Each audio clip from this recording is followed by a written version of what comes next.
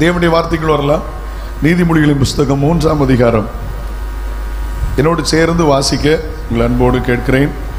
நீதிமொழியின் புஸ்தகம் 3ஆம் அதிகாரம் அதனுடைய 13 to 26 வரை உள்ள வசனங்களை வாசிக்க போகிறோம்.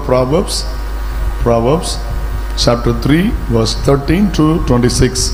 The Proverbs chapter 3 verse 13 to 26. நீதிமொழிகள் 3ஆம் அதிகாரம் 13 to 26 உள்ள வசனத்தை எல்லாரும் சேர்ந்து வாசிக்கணும். தம்பிமார் பைபிள் எடுறா ராஜா, பெந்தகோ சபையில் வந்து மக்கா முடிய வச்சிருக்க கொள்ளலாம். நான் எடுத்து வாசிக்க சொல்லுவேன். நான் கொஞ்சம் அம்மா எல்லாம் திடீர்னு தம்பி எடுத்து எளிமையின்னு வாசி மக்கான்னு சொல்லுவேன். எனக்கு கொஞ்சம் வித்தியாசமான ஆள். Good, listen. எல்லாரும் சேர்ந்து வாசிக்க அனுப்பிடுங்க. ஆல் டுகெதர் என்னோட சேர்ந்து வாசியுங்கள். ஞானத்தை கண்டடைகிற மனுஷனும் புத்தியை சம்பாத்தியமற்ற மனுஷனும் பாக்கியவான். அதன் வர்த்தகம் வெள்ளி வர்த்தகத்திலும் அதன் ஆதாயம் பசுமொன்னிலும் உத்தமமானது. முத்துகளை பார்க்கலும் அது விலையேறப்பட்டது. நீ இச்சிக்கத்தக்கதொன்றும் அதுக்கு நிகரல்ல. அதன் வலது கையில் தீர்க்காயுசும் இடது கையில் செல்வமும் கனமும் இருக்கிறது. அதன் வழிகள் இனிதான வழிகள், அதன் பாதைகள்லாம் சமாதானம். அது தன்னை அடைந்தவர்களுக்கு ஜீவ விருட்சம். அதை பற்றி கொள்கிறவனும் பாக்கியவான். கர்த்தர் ஞானத்தினாலே பூமியை அஸ்திபாரப்படுத்தி புத்தியினாலே வானங்களை ஸ்தாபித்தார். அவருடைய ஞானத்தினாலே ஆழங்கள் பிரிந்து ஆகாயமும் பனியை பொழிகிறது. என் மகனே, இவைகள் உன் கண்களை விட்டு பிரியாதிருப்பதாக மெய் ஞானத்தையும் நல் ஆலோசனையும் காத்துக்கொள். அவைகளுடன் ஆத்துமாவுக்கு ஜீவனும் உன் கழுத்துக்கு அலங்காரமாயிருக்கும். அப்பொழுது நீ பயமின்றி உன் வழியில் நடப்பாய், உன் கால் இடராது. நீ படுத்துக் கொள்ளும் போது பயப்படாதிருப்பாய். நீ படுத்துக் கொள்ளும் போது உன்னித்துறை இன்பமாயிருக்கும். ஆமென். கடைசி அடிதியான திகிலும் துஷ்டருடைய பாழ்பிடிப்பும் வரும்போது நீ அஞ்ச வேண்டாம். கண்ணில் முடி ஜோமனுமா? தகப்பனே, நல்ல ஸ்தாபனம், நல்ல சபை, நல்ல வைராக்கிய வாஞ்சி உள்ள கர்த்தருக்காக தேவராட்சியத்தை கட்டி எழுப்ப வேண்டும் என்கிற உண்மையும் உத்தரவாதம் உள்ள ஊழியர்கள், ஆண்டவரே, ஊரும் ஆரோனும் மோசையினுடைய கரங்களை தாங்கினது போல பொருளாதாரத்தில் ஜபத்தில் தாங்கின நல்ல திருச்சபை, இவர்கள் மத்தியில் என்னோட ஆயுசு நாட்களில் ஒரு விசை வந்து ஊழியம் செய்ய நீர் எனக்கு தந்த நல்ல வாய்ப்புக்காக ஸ்தோத்திரம். சபையை ஆசீர்வதிச்சிருங்க. பாஸ்டர் சொன்னது போல இங்கே இருந்து ஆண்டவரை கை அருகே ஒரு கிளையும் காணாதோடத்தில் கிளை எழும்பட்டும். ஆண்டவர் எங்கே இருந்து முழு நேர ஊழியர்கள் எழும்பட்டும். ஆண்டவரே, மக்கு ஒரு காலத்தில் இது ஒரு கிளை சபையாக இருந்தது. இதற்கு கிளை சபைகளை கர்த்தர் எழுப்புவீராக. தெய்வ மனிதனுடைய ஆதங்கமும் வாஞ்சையும் தரிசனமும் நிறைவேறட்டும். ஆண்டவரே, இந்த மிக முக்கியமான இந்த கன்வென்ஷனுடைய பிரதான நாளிலே ஆண்டவரே, நம்முடைய அஸ்திபார உபதேசத்தை இருதயத்தில் பதித்து வைப்பீராக. ஆண்டவரே, உமக்கு நன்றி. ஒரு வார்த்தை கூட வீணா போயிடக்கூடாதப்பா. பிரயோஜனம் உள்ளதாக மாறட்டும். எல்லாருடைய இருதயத்தையும் நீதியாளின் உள்ளத்தை போல இருதயத்தை போல ஆண்டவரே ஸ்தோத்திரம் சரி செய்யும்படி ஜெபிக்கிறோம். ஏற்றுக்கொள்கிற கிருபைகளை தாரும், கீழ்ப்படுகிற கிருபைகளை தாரும், அர்ப்பணிக்கிற கிருபைகளை தாரும். மீட்பரும் இரட்சகருமான இயேசு கிறிஸ்துவின் நாமத்தில் ஜெபம் கேளும் ஜீவனுள்ள பிதாவே, ஆமென். ஆண்டவர் மகிமையா கம்பீர முறையிலே சொல்லுமா? ஓகே, ஆண்டவருக்கு ஸ்தோத்திரம்.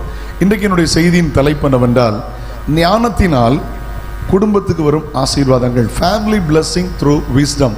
கமான், ஞானத்தினால் வருகிற ஆசீர்வாதம். ஃபேமிலி ஞானத்தினால் குடும்பத்திற்கு வருகிற ஆசீர்வாதம். பிள்ளைகள்லாம் குறிப்பெழுதி பழகணும். தம்பிமாரெலாம் நல்ல நோட்டு கொண்டு வந்து எழுதி பழகணும். காலேஜ் போகிறீங்க, ஸ்கூல் போகிறீங்க, நோட்ஸ் எடுக்காட்டால் அந்த பிள்ளை பாஸ் ஆக முடியாது. சபைக்கு வர்ற பிள்ளைகள், தம்பிமார், வாலிய பிள்ளைகள்லாம் பார்க்குறேன், ஒரு பையன் கையிலையும் டைரி இல்லை. நாங்கள் தான் இதை சொல்லணும். குட். அப்போ நீங்கள் அலட்சியம் பண்ணுறீங்கன்னு அர்த்தம். உங்களுக்கு பிரசங்கம் கேட்கும்போது ஒரு குறிப்பெடுக்க முடியலைன்னா வளர்கிற பிள்ளைகள் எங்களுக்கு எல்லாம் தெரியும் அப்படின்னு அர்த்தம். அப்படி இருக்கக்கூடாது. உங்கள் ஸ்டைலில் என்ன தெரியுமோ அது எழுதணும். உள்ள நீங்கள் திருப்பி கூட பார்க்காவிட்டா அவசியம் இல்லை. அது உங்களுக்கு ரிமைண்ட் ஆகும். உங்கள் பிள்ளைகளை என்கரேஜ் பண்ணுங்க. அவங்க தப்பாக கூட எழுதட்டும், பரவாயில்ல. அப்படி ப்ராக்டிஸ் பண்ணணும். கையை உயர்த்தி அள்ளிலே சொல்லுங்களேன். கடந்து ஓடுகிறவன் வாசிக்கும்படி எழுதி வை. என்னோட தகப்பனார் 2ஆம் கிளாஸ் 3ஆம் கிளாஸ் தான், 3ஆம் கிளாஸ் பாதி தான் படிச்சிருக்கிறார். ஆனால் ஊழியத்துக்கு அழைக்கப்பட்ட போது நம்ம ஐசக் கிறிஸ்டியன் ஐயா வந்து அபிஷேகம் பெற்றது எங்கன்னா, அந்த காலத்தில் 6ஆம் இட ஊழியத்தில் ஆரம்பிக்கப்பட்ட ஒரு சபை புத்தளம்னு ஒரு இடம் இருக்குது, கன்னியாகுமரி மாவட்டம். அது எங்கள் அம்மாவுடைய சபை. அங்கே தான் நம்ம சாதையா ஐசக் கிறிஸ்டியன் அபிஷேகம் பெற்றார். அந்த சபை அது பெந்தைக்கோஸ்தில் ஒரு பழைய சபை. அப்படி தான் எங்கள் அப்பாவுக்கும் கிருபாசனத்துக்கும் தொடர்பு வந்தது. அந்த ஆரம்ப நாட்களில் ஐசக் கிறிஸ்டியன் ஐயா அபிஷேகம் பெற்ற ஒரு சபை எங்கள் அம்மாவுடைய சபை. அங்கே அந்த காலத்தில் சாது கொச்சி குஞ்சி, சாது செல்லப்பையா அவங்கெல்லாம் வந்து பைபிள் ஸ்கூல் எடுத்திருக்காங்க, பாடம் எடுத்திருக்காங்க. நான் வச்சுருக்கேன், இன்றைக்கி பாதுகாத்து வச்சுருக்கேன். அந்த காலங்களிலே என்னுடைய தகப்பனார் போய் அங்கே பைபிள் ஸ்டடி படிச்சிருக்கிறார். அன்றைக்கு கற்றுக் கொடுத்தது நோட்டு, சாதாரண நோட்டில் அவங்க எழுதி வச்சதை நான் பத்திரப்படுத்தி வச்சுருக்கேன். இன்றைக்கி எனக்கு ஆச்சரியமாக இருந்தது. என்னுடைய லைப்ரரியில் அதை நான் வச்சுருக்கிறேன். அதனால் கடந்து ஓடுகிறவன் வாசிக்கும்படி அதை எழுதி வைன்னு எழுதியிருக்கிறது. கர்த்தருக்கு தோத்திரம். குறிப்பெழுகிறது அது நல்ல பழக்கம். அது உங்களுக்கு வளர்ச்சியை கொண்டு வரும். கை உயர்த்தி அல்லேலூயா சொல்லுங்களேன். ஆண்டவர் நல்லவர். ஆமென் சொல்லுங்க பார்க்கலாம். ஆண்டவருக்கு தோத்திரம், ஆண்டவருக்கு ஸ்தோத்திரம். கர்த்தர்களை ஆசீர்வதிப்பார். எனக்கு மகிழ்ச்சியாக இருந்தது. என்னுடைய கிளை சபையில் ஒன்றில் நான் இன்றைக்கு பிரசங்கம் பண்ணேன். பிரசங்கம் பண்ணி முடிச்சுட்டு சர்ச்சை விட்டு வெளியில் வர்றதுக்கு 5 மினிட்ஸ்க்குள்ளே அந்த தம்பி எனக்கு அந்த நோட்டை போட்டு எனக்கு அனுப்பி விட்டுருந்தான். நீங்கள் வேணா பாருங்கள், என்னுடைய இதில் வச்சுருக்கேன், எனக்கு ஸ்டேட்டஸில் வச்சுருப்பேன். நான் பண்ண என் சபையில் பண்ண பிரசங்கத்தை அந்த குறிப்புகளை என்னுடைய ஸ்டேட்டஸில் வச்சுருப்பேன். ஒரு வாலிப தம்பி அதை உடனே அதை டைப் பண்ணி அந்த பாயிண்ட்ஸை மட்டும் போட்டு விட்டுருந்தான் டப்புன்னு. எனக்கு மகிழ்ச்சியாக இருந்தது. பிள்ளைகளுடைய வளர்ச்சியை பார்த்து ஆண்டவருக்கு நன்றி சொல்கிறேன். பிள்ளைகள் வளரணும். நான் கிருபாசனத்தில் இருக்கிறேன்னு சொல்கிறது நல்லது. ஆனால் அந்த கிருபாசனத்தினோட உபதேசமும் அந்த பக்தி வைராக்கியமும் நம்மில் பெருக வேண்டும். மிக முக்கியமான ஆராதனைகளே இவைகளை சொல்வது நன்றாக இருக்கும் என்று நான் விசுவாசிக்கிறேன். கை உயர்த்தி அல்லேலூயா சொல்லுங்களேன். ஆண்டவர் நல்லவர். Glory to God. மிக ஒரு தெளிவான செய்தி உங்களோடு பகிர்ந்து கொள்ள விரும்புகிறேன். 3 பகுதிகளை பிரித்து பிரசங்கம் பண்ணுகிறேன்.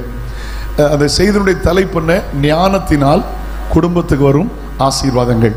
எல்லாரும் சொல்லுங்க, வாய் தர சொல்லுங்க. ஞானத்தினால் குடும்பத்துக்கு வரும் ஆசீர்வாதங்கள். Family blessing through wisdom. Come on, listen. ஞானம்னா என்ன? What is a wisdom? ஞானம்னா என்ன? அறிவு வேற, ஞானம் வேற. நல்ல கவனிங்க. அறிவு வேற. பிப்ளிக்ல பேசுறேன், வேதாகமத்தின் அடிப்படையில் பேசுகிறேன். அறிவு வேற, ஞானம் வேற. அறிவு என்றால் நாலேஜ், ஒரு வேலை குறித்த அறிவு. பாருங்க, இப்போ பிரதர் எனக்கு அவங்க ரொம்ப தெரிஞ்சவங்க, பாஸ்டர் ஜோஸ் என்னுடைய நண்பர். அவங்க இந்த ஹோலிலேண்ட் டிவியில் ரொம்ப அழகாக செய்கிறாங்க. அவங்களுக்கு அறிவு இருக்குது, எனக்கு அது இல்லை. எனக்கு அதில் உட்கார வச்சு என்னை இப்போ ஒரு பாஸ்டர்மாருக்கு பிரசங்கம் பண்ண சொன்னால் பண்ணுவேன். So I am teacher, Bible teacher. நான் பைபிள் காலத்தில் டீச் பண்ணுறேன். எந்த தியாலஜியில் எந்த சப்ஜெக்ட் கொடுத்தாலும் என்னை டீச் பண்ண சொன்னால் சொல்லுவேன். தம்பி காஞ்சி ரோட்டில் பைபிள் காலேஜ் படிக்கேன்னு சொன்னான். நான் நேற்று லைட்டாக கேட்டேன், ஒரு ஹோமிலிட்டிக்ஸ் எடுத்தாங்களான்னு கேட்டேன். சிரிச்சான். எனக்கு அது தெரியும், ஏன்னா நான் தியாலஜி படித்ததுனால ரொம்ப ஆண்டுகள் திரும்பி திரும்பி திரும்பி படிச்சுக்கிட்டே இருந்தேன். அதனால் எனக்கு அந்த தியாலஜி, எனக்கு அந்த அறிவு இல்லை. அந்த கம்ப்யூட்டரில் உட்காந்து ஆப்ரேட் பண்ண தெரியாது. இது அறிவு. ஓகே, அவங்க வீடியோ எடுக்கிறது அறிவு, அதை அவங்க டெலிகாஸ்ட் பண்ணுறது அறிவு. ஆண்டவர் நல்லவர். அறிவு வேற, ஞானம் வேற. இன்னைக்கு நான் அறிவை பற்றி பேச வரல. அறிவு நல்லது, குட், அறிவு நல்லது. ஆனால் ரொம்ப கவனமாக இருக்கணும்.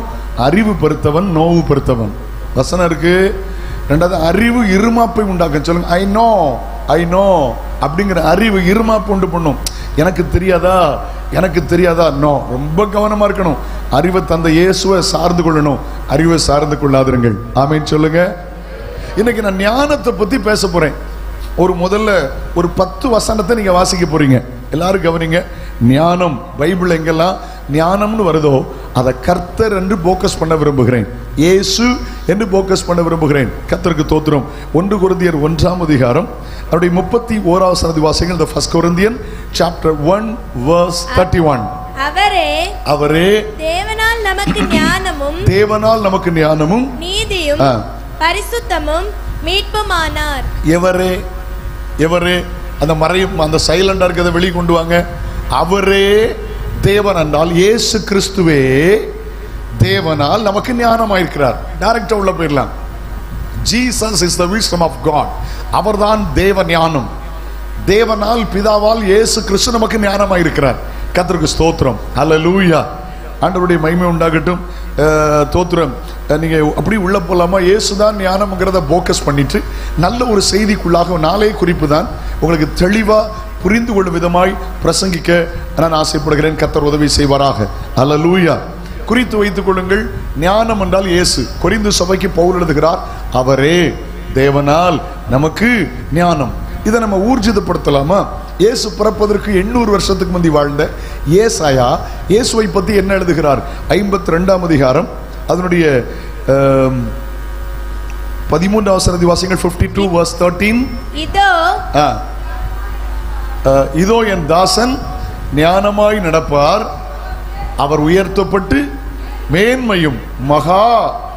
இயேசுவை குறித்து வேதம் சொல்லுகிறது, அவர் ஞானமாய் நடப்பார், உயர்த்தப்படுவார், மேன்மையும் மகா உன்னதமா இருப்பார். அவருடைய பிறப்பை குறித்து என்ன சொல்கிறது? இயேசுநாதருடைய பிறப்பை குறித்து 800 வருஷத்துக்கு முந்தைய ஏசாயா எழுதுகிறார். வாசியுங்கள். ஏசாயா 11ஆம் அதிகாரம் 1-2. Isaiah chapter 11 verse 1 and 2. வாசி, மைக்ல வாசிமா. ஈசா என்னும் அடிமரத்தில் இருந்து. ஈசாய், இங்க பாருங்க, ஈசா யாரு? தாவீதுக்கு அப்பா. எல்லாரும் இங்க தான் இருக்கீங்களா? Come on, listen to me. தாவீதுக்கு அப்பா யாரு? ஈசாய். ஈசாய்க்கு எத்தனை பிள்ளைகள்? 8 பிள்ளைகள். 8வது பிள்ளை யாரு? தாவீது. இயேசு கிறிஸ்து எப்படி அழைக்கப்பட்டார்? தாவீதின் குமாரன். ஈசா என்கிற அடிமரத்திலிருந்து துளிர் தோன்றியது. அந்த துளிர் இரட்சகராகிய இயேசு கிறிஸ்து. புதிய ஏற்பாடு எப்படி ஆரம்பிக்கிறது? Matthew chapter 1 verse 1 Bible says, மத்தேயு 1:1 ஆபிரகாமின் குமாரனும் தாவீதின் குமாரனுமான இயேசு கிறிஸ்துவின் வம்ச வரலாறு. அல்லேலூயா, ஸ்தோத்திரம். ஈசாயின் அடிமரத்திலிருந்து ஒரு துளிர் தோன்றி அவன் வேர்ல இருந்து ஒரு கிளை எழும்பி செழிக்கும். கவனிங்க அடுத்த வசனம். ஞானத்தையும் உணர்வையும் அருளுகிற ஆவி. அவருக்குள்ள என்ன இருந்தது? ஞானத்தின் ஆவி. நல்ல கவனிங்க. ஏசாயா சொல்லுகிறார், என் தாசன் ஞானமாய் நடப்பார். சரியா? ஏசாயா என்ன சொல்கிறார்? அவர் ஈசாயின் அடிமரம், அதிலிருந்து ஏற்பட்ட துளிர், அது கிளையாய் செழிக்கும். அவருக்குள் இருக்கிறது என்ன? ஞானத்தின் ஆவி. யாக்கோபு 3:17 வாசிக்கிறோம். James chapter 3 verse 17. யாக்கோபு 3:17 என்ன எழுதியிருக்கிறது? வாசிங்கள். பரத்திலிருந்து வந்த ஞானமோ, பள்ளிக்கூடத்திலிருந்து வந்த ஞானம் அல்ல, கல்லூரியில் வந்த ஞானம் அல்ல, இன்ஸ்டிடியூட்ல இருந்து வந்த ஞானம் அல்ல, ஸ்டடி சென்டர்ஸ்ல இருந்து வந்த ஞானம் அல்ல. அது என்ன ஞானம்? பரத்திலிருந்து வந்த ஞானம். இயேசு யார்? பரத்திலிருந்து வந்த ஞானம். ரட்சிப்பை பிரசங்கித்த இயேசு யார்? பரத்திலிருந்து வந்த ஞானம். அபிஷேகத்தை பிரசங்கித்த இயேசு யார்? பரத்திலிருந்து ஞானம். பரலோகத்தை பிரசங்கித்த இயேசு யார்? பரத்திலிருந்து வந்த ஞானம். மனிதனால் செய்ய முடியாத காரியத்தை செய்து மரித்தோரை உயிரோடு எழுப்பி அவர் மரித்து உயிர் தெழுந்து, ஹல்லேலூயா, எல்லாருடைய கண்களுக்கும் நல்ல பரமேறி போனாரே, அந்த ஞானம் யார்? பரத்திலிருந்து வந்த ஞானம். குரலிலே சொல்லுங்கள். மிச்சம் எல்லாமே எங்கே இருந்து வந்த ஞானங்கள்? எங்கே இருந்து வந்த ஞானங்கள்? இயேசு பரத்திலிருந்து ஞானம். அப்படி எழுதியிருக்கு பார்த்தீங்களா? நன்மையான எந்த ஈவும் பூர்ணமான எந்த வரமும் பரத்திலிருந்து உண்டாகி ஜோதிகளின் பிதாவிடத்திலிருந்து இறங்கி வருகிறது. இயேசு பரத்திலிருந்து ஞானம். கொலோசியர் 2ஆம் அதிகாரம் 3ஆம் வசனம். Colossian chapter 2 verse 3. 2ஆம் அதிகாரம் 3ஆம் வசனத்தை வாசியுங்கள். கொலோசியர் 2:3. அவருக்குள் ஞானம், அறிவு என்பவராகிய பொக்கிஷங்கள் எல்லாம் வாசித்துட்டு இப்படி மைக் ஆஃப் பண்ணி வச்சிருங்க. பீட்டர், அந்த வாசிக்கிறவங்களுக்கு கொஞ்சம் மைக் வால்யூம் குறைக்க முடியுமா? 2 பேரும் கொஞ்சம் குறைச்சி வைங்க. ரைட், விஸ்லிங் வருது. Right, okay. ஏன் வால்யூமை குறைச்சிடாதுங்க. நன்றி. ஆண்டவருக்கு தோத்திரம். சந்தோஷம் அல்லையிலே சொல்லுங்களேன். ஆமா ஆமா. அவருக்குள், கவனிங்க, இயேசுவுக்குள் ஞானம், அறிவு என்கிற பொக்கிஷங்கள் எல்லாம் அடங்கி இருக்கிறது. புரியுதா? It's wonderful word. அவருக்குள் தான் ஞானம் இருக்கிறது. கர்த்தருக்கு ஸ்தோத்திரம். பைபிள்ல வாசிக்கிறோம்ல, வானங்களை ஞானமாய் உண்டாக்கினவரை துதியுங்கள், அவர் கிருபை என்றும் உள்ளது. கையை உயர்த்தி அல்லேலூயா சொல்லுங்களே. எப்படி சொல்லுது? வானங்களை ஞானமாய் உண்டாக்கினவரை துதியுங்கள், அவர் கிருபை என்றும் உள்ளது. எவ்வளவு அனந்த ஞானம்! மனுஷன் எல்லாமே கண்டுபிடிச்ச ஞானம்ங்கிறான். யோசிக்கவே முடியல, கிரகிக்கவே முடியல. அவ்வளவு ஞானம், அவ்வளவு ஞானத்தை வச்சிருக்கார். அவருடைய சிருஷ்டிப்பில் அவ்வளவு ஞானம். ஆண்டவர் படைத்த மிருகங்களுக்கு அவ்வளவு ஞானம். ஆண்டவர் படைத்த பறவைகளுக்கு அவ்வளவு ஞானம். கர்த்தருக்கு தோத்திரம். கையை உயர்த்தி அல்லேலூயா சொல்லுங்களேன். ஆண்டவர் பின்னால பேசுற தேவைப்பட்டா பாருங்க. ரோமர் 11ஆம் அதிகாரம் 33ஆம் வசனம். 11:33. 11:33 ரோமர். தேவனுடைய ஐஸ்வரியம், ஞானம், அறிவு என்பவைகளின் ஆழம் எவ்வளவாய் இருக்கிறது. ஞானம், அறிவு என்கிற ஆழம் எவ்வளவாய் இருக்கிறது. ஞானத்தின் ஆழத்தை கண்டுபிடிக்க வேண்டும். கர்த்தருக்கு ஸ்தோத்திரம். எவ்வளவு அதிகமாக இருக்கிறது. லூக்கா 2ஆம் அதிகாரம் 40-52 வாசிங்க. லூக் சாப்டர் 2 verse 40 and 52 வாசிங்க. 2ஆம் அதிகாரம் 40-52. பிள்ளை வளர்ந்து ஆவியிலே பலன் கொண்டு, ஞானத்தால் இயேசுவை குறித்து வேதம் சொல்லுகிறது. பிள்ளை வளர்ந்தது, ஆவியில் பலன் கொண்டது, ஞானத்தால் நிறைந்திருந்தது. 50ஆம் வசனத்தை வாசிங்க. 52. இயேசுவானவர் ஞானத்திலும் வளர்த்தியிலும், மைக்கில் வாசிங்க. இயேசுவானவர் திருப்பி ஞானத்திலும் வளர்த்தியிலும் தேவ கிருபையிலும் மனுஷ தயவிலும் அதிகமாய் விருத்தி அடைந்தார். இயேசுவானவர் ஞானத்தில் அதிகமாய் விருத்தி அடைந்தார்.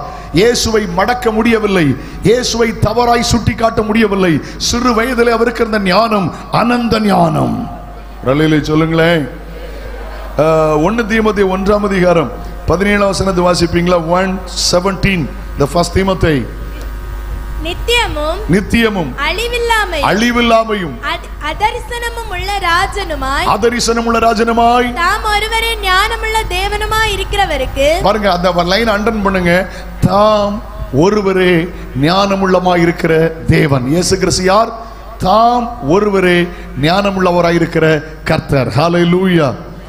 நல்ல புரிந்து கொள்ளுங்கள், நல்ல புரிந்து கொள்ளுங்கள். முதல்ல ஞானத்தினால் வருகிற ஆசீர்வாதங்களை சொல்லி, யாருக்கு ஞானம் கிடைக்கும் என்று சொல்லி, ஞானம் நம்முடைய வாழ்க்கையில் வரும்போது நாம் என்ன செய்ய வேண்டும் என்கிற காரியத்தை பிரசங்கித்து முடிக்க விரும்புகிறேன். முதல்ல ஞானம் இயேசு என்பதை மறந்து விடாதீர்கள். கர்த்தருக்கு ஸ்தோத்திரம். ஹல்லேலூயா. Glory to God. எரேமியா தீர்க்கதரிசன புத்தகம் 23ஆம் அதிகாரம் 5ஆம் வசனத்தை வாசிங்கள். எரேமியா 23:5. இதோ நாட்கள் வரும் என்று கர்த்தர் சொல்லுகிறார். அப்பொழுது பிள்ளை உன் பக்கத்தில் மைக் இருக்கிறத எடுத்து வாசி பார்க்கலாம். கமான். ரைட்ஸ், எல்லாரும் கேட்கட்டும். வாசிமா, கிட்ட வச்சுக்க. வாசி. இதோ நாட்கள் வரும் என்று கர்த்தர் சொல்லுகிறார். அப்பொழுது தாவீதுக்கு ஒரு நீதி உள்ள கிளையை, தாவீதுக்கு எழும்பப்படுகிற நீதி உள்ள கிளை இயேசு கிறிஸ்து. வாசி. அவர் ராஜாவாய் இருந்து எப்படி ஞானமாய் ராஜரிகம் பண்ணுகிறார். கவனிங்க, லிசன் டு மீ. பாஸ்டர் அழகா சொன்னாங்க, இங்கே சிங்காசனம் இருக்கிறது, இது ஒரு ஆலயம், இங்கே சிங்காசனம் இருக்கிறது, சிங்காசனத்திலே அவர் ஆசாரியாய் இருக்கிறார். தாவீதுக்கு ஒரு நீதி உள்ள கிளை எழும்ப பண்ணுவேன், அவர் ஞானமாய் அரசாடுவார். கையை உயர்த்தி ஒரு அல்லேலூயா சொல்லுங்களேன். ஆண்டவருக்கு ஸ்தோத்திரம் உண்டாகட்டும், மகிமை உண்டாகட்டும். ஸ்தோத்திரம். உள்ள போகலாமா?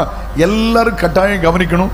மிக முக்கியமான ஒரு வசனத்துக்குள்ள போறோம். வாசிக்கலாமா? 1 கொரிந்தியர் 1ஆம் அதிகாரம் 20, 21 மைக்கில் தான் வாசிக்கணும். இந்த முறை மைக்கில் தான் வாசிக்கணும். நீங்க 1 கொரிந்தியர் 1ஆம் அதிகாரம் 20, 21, 22, 23, 24, 25 எல்லாரும் கவனிங்க. Please listen. வாசிமா. ஞானி எங்கே? ஞானி எங்கே? வேதபாரகன் எங்கே? நல்ல வீட்டில் பைபிள் வாசிக்கணும். கட்டியாமக்கா போட்டோம். இவ்வுலகத்தின் வாசி. தர்க்க சாஸ்திரி எங்கே?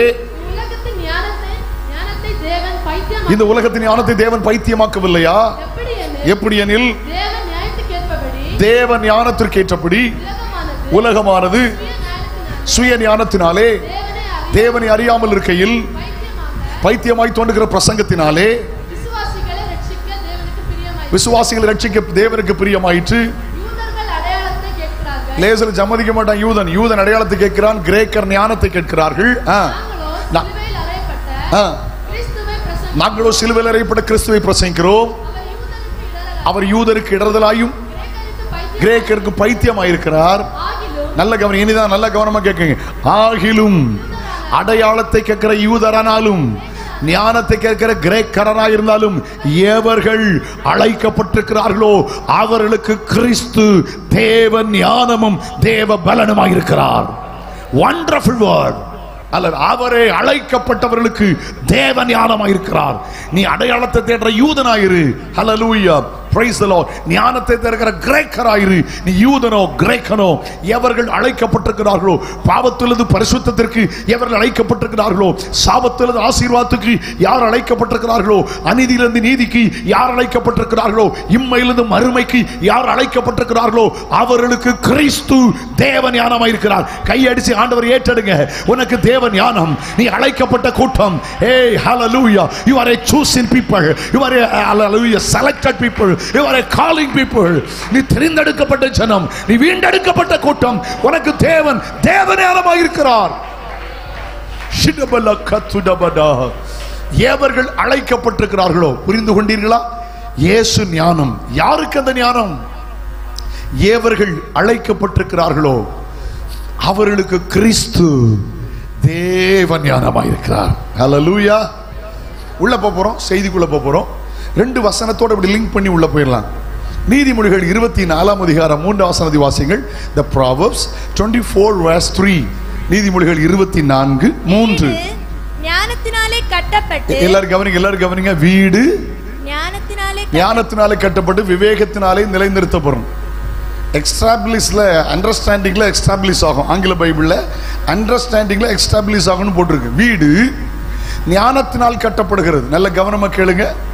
வீடு எதனால கட்டப்படுகிறது? கமான் கமான் சொல்லுங்க. வீடு எதனால கட்டப்படுகிறது? ஞானத்தினால் கட்டப்படுகிறது. வீடுனா என்ன? வீடுனா என்ன? கவனிங்க. இது ஒரு கட்டிடம், இது ஆலயம் அல்ல, இது ஒரு கட்டிடம். New Testament period, building is not church. Bible says you are the temple of God. New Testament period, building is not house, you are the house of God. நல்ல புரிந்து கொள்ளுங்கள். புதிய ஏற்பாட்டு காலத்தில் கட்டிடம் ஆலயம் அல்ல, கட்டிடம் வீடு அல்ல. இது ஜாதி வித்தியாசம் இல்லாம, பாச வித்தியாசம் இல்லாம, உயர்வு தாழ்வு இல்லாம கூடி ஆராதிப்பதுக்கு ஒரு ஆராதனை கூடம். ஆலயம் நீங்களும் நானுமே. நாமே வாசிங்க. எபிரேயர் 3ஆம் அதிகாரம் 6ஆம் வசனம். ஹீப்ரூ சாப்டர் 6:3-6 வாசிங்க. 3:6 நினைக்கிறேன் இல்லையா? நம்பிக்கையினால் உண்டாகும் சந்தோஷத்தையும் மேன்மை பாராட்டுதலையும் கிறிஸ்துவோ அவருடைய வீட்டுக்கு மேற்பட்டவராக, கிறிஸ்துவோட வீட்டுக்கு மேற்பட்டவராக உண்மை உள்ளவராக இருக்கிறார். நம்பிக்கையினாலே உண்டாகும் தைரியத்தை, நம்பிக்கையினால் உண்டாகும் தைரியத்தை மேன்மை பாராட்டுதலையும் முடிவு பரியந்தம் உறுதியாய் பற்றிக் ஒன்னு இயேசுநாதர் வருகையில் என் வாழ்க்கையின் முடிவு பரியந்தம் உறுதியாய் பற்றி இருந்தால் நாமே அவருடைய வீடாய் இருப்போம். நாமே, எல்லாரும் சொல்லுங்க இந்த வார்த்தையை, நாமே அவருடைய வீடாய் இருப்போம். எல்லாரும் சொல்லுங்க. இயேசுவின் நாமத்தில் உங்கள் வாய்கள் திறப்பதாக. Right now. ஆமென். சத்தமா சொல்லுங்க. திறக்க வேண்டிய இடத்துல திறக்கணும். கட்டியலா சில கேசுகள் திறக்க வேண்டிய நேரம் திறக்காது, வேற எங்கேயாவது வாதம் இருக்கும், குழப்பம். Boat listen to me. Bible chase, வேதம் என்ன சொல்லுது? நாமே அவருடைய வீடாக இருப்போம். ஆமென் சொல்லுங்க. ஆண்டவர் கைகளினால் கட்டப்பட்ட கோயில்களில் என்ன செய்ய மாட்டார். அப்ப சர்ச்சு கட்டப்படாத, கட்டாயம் கட்டணும். நம்ம வீடை விட சர்ச்சு நல்லா இருக்கணும். அதில் நான் பாலிசி. நான் வீடே இல்லாமல் வாழ்ந்தவன். எனக்குள்ள ஒரு வைராக்கியம், என்னைக்கு சர்ச்சு கட்டுவேன்னு தீர்மானம் பண்ணி சர்ச்சு கட்டி முடிச்சோன்னா அன்னைக்கு தான் வீடே கட்டினேன். ஒரு அலையிலே சொல்லுங்களேன். ஆமா ஆமா, எனக்கு இப்படி ஒரு வைராக்கியம் ஏசுநாதருக்காக செய்துட்டு தான் நான் வாழணும்னு வைராக்கியமே வாழ்ந்தவன். ஓகே, நான் அதுக்கு விரோதி அல்ல. ரொம்ப அழகா இருக்கணும், ஆண்டவர் ஆராதிக்கிற இடம். நான் உங்க சர்ச்சு வந்த உடனே பார்த்து ரொம்ப நேரம் ரசித்தேன். சூப்பர், ரொம்ப நல்லா இருந்துச்சு. சிலது ரொம்ப ஆடம்பரமாக செய்யணும்னு நினச்சி இங்கே தப்பு பண்ணிடுவாங்க. இது ரொம்ப எளிமையாக ரொம்ப அழகாக இருக்கு. ஆமீன் சொல்லுங்களேன். சில ஏதாவது பண்ணணும்னு நினச்சிட்டு மாட்டிக்கிடுவாங்க. ஆனால் இங்கே வந்து பார்த்தா ரொம்ப அழகு, ரொம்ப எளிமை. Okay, good, fine. என்னை கவனிக்க அன்போடு கேட்கிறேன். இது இருக்கட்டும். ஆனால் நம்ம தான் தேவனுடைய வீடுங்கிறத மறந்துடக்கூடாது. நாமே அவருடைய வீடாக இருக்கும். 124 சங்கீதத்தில் கர்த்தர் வீட்டை கட்டாராகில் அதை கட்டுகிற பிரயாசம் விருதா. வீடை கட்டுகிறவர் யார் சொல்லுங்க? ஏமா பணத்தினால கட்ட முடியாது. கவனிங்க, பணத்தினால வாழ்க்கை கட்ட முடியாது. ஹலோ, வசதியினால வாழ்க்கை கட்டிவிட முடியாது. வீடு என்றால் வாழ்க்கை, வீடு என்றால் குடும்பம். குடும்பத்தை கட்டுகிறவர் கர்த்தர். கடைசியில் ஒரு பாயிண்ட்ல ரொம்ப தெளிவாக பேச விரும்புகிறேன். இன்னைக்கு நம்முடைய செய்தி என்ன தெரியுமா? தோற்று ஃபேமிலி பிளஸிங் த்ரூ விஸ்டம். நீங்கள் அந்த 16ஆம் வசனத்திலிருந்து வாசித்து பார்த்தீங்கன்னா கவனிங்க.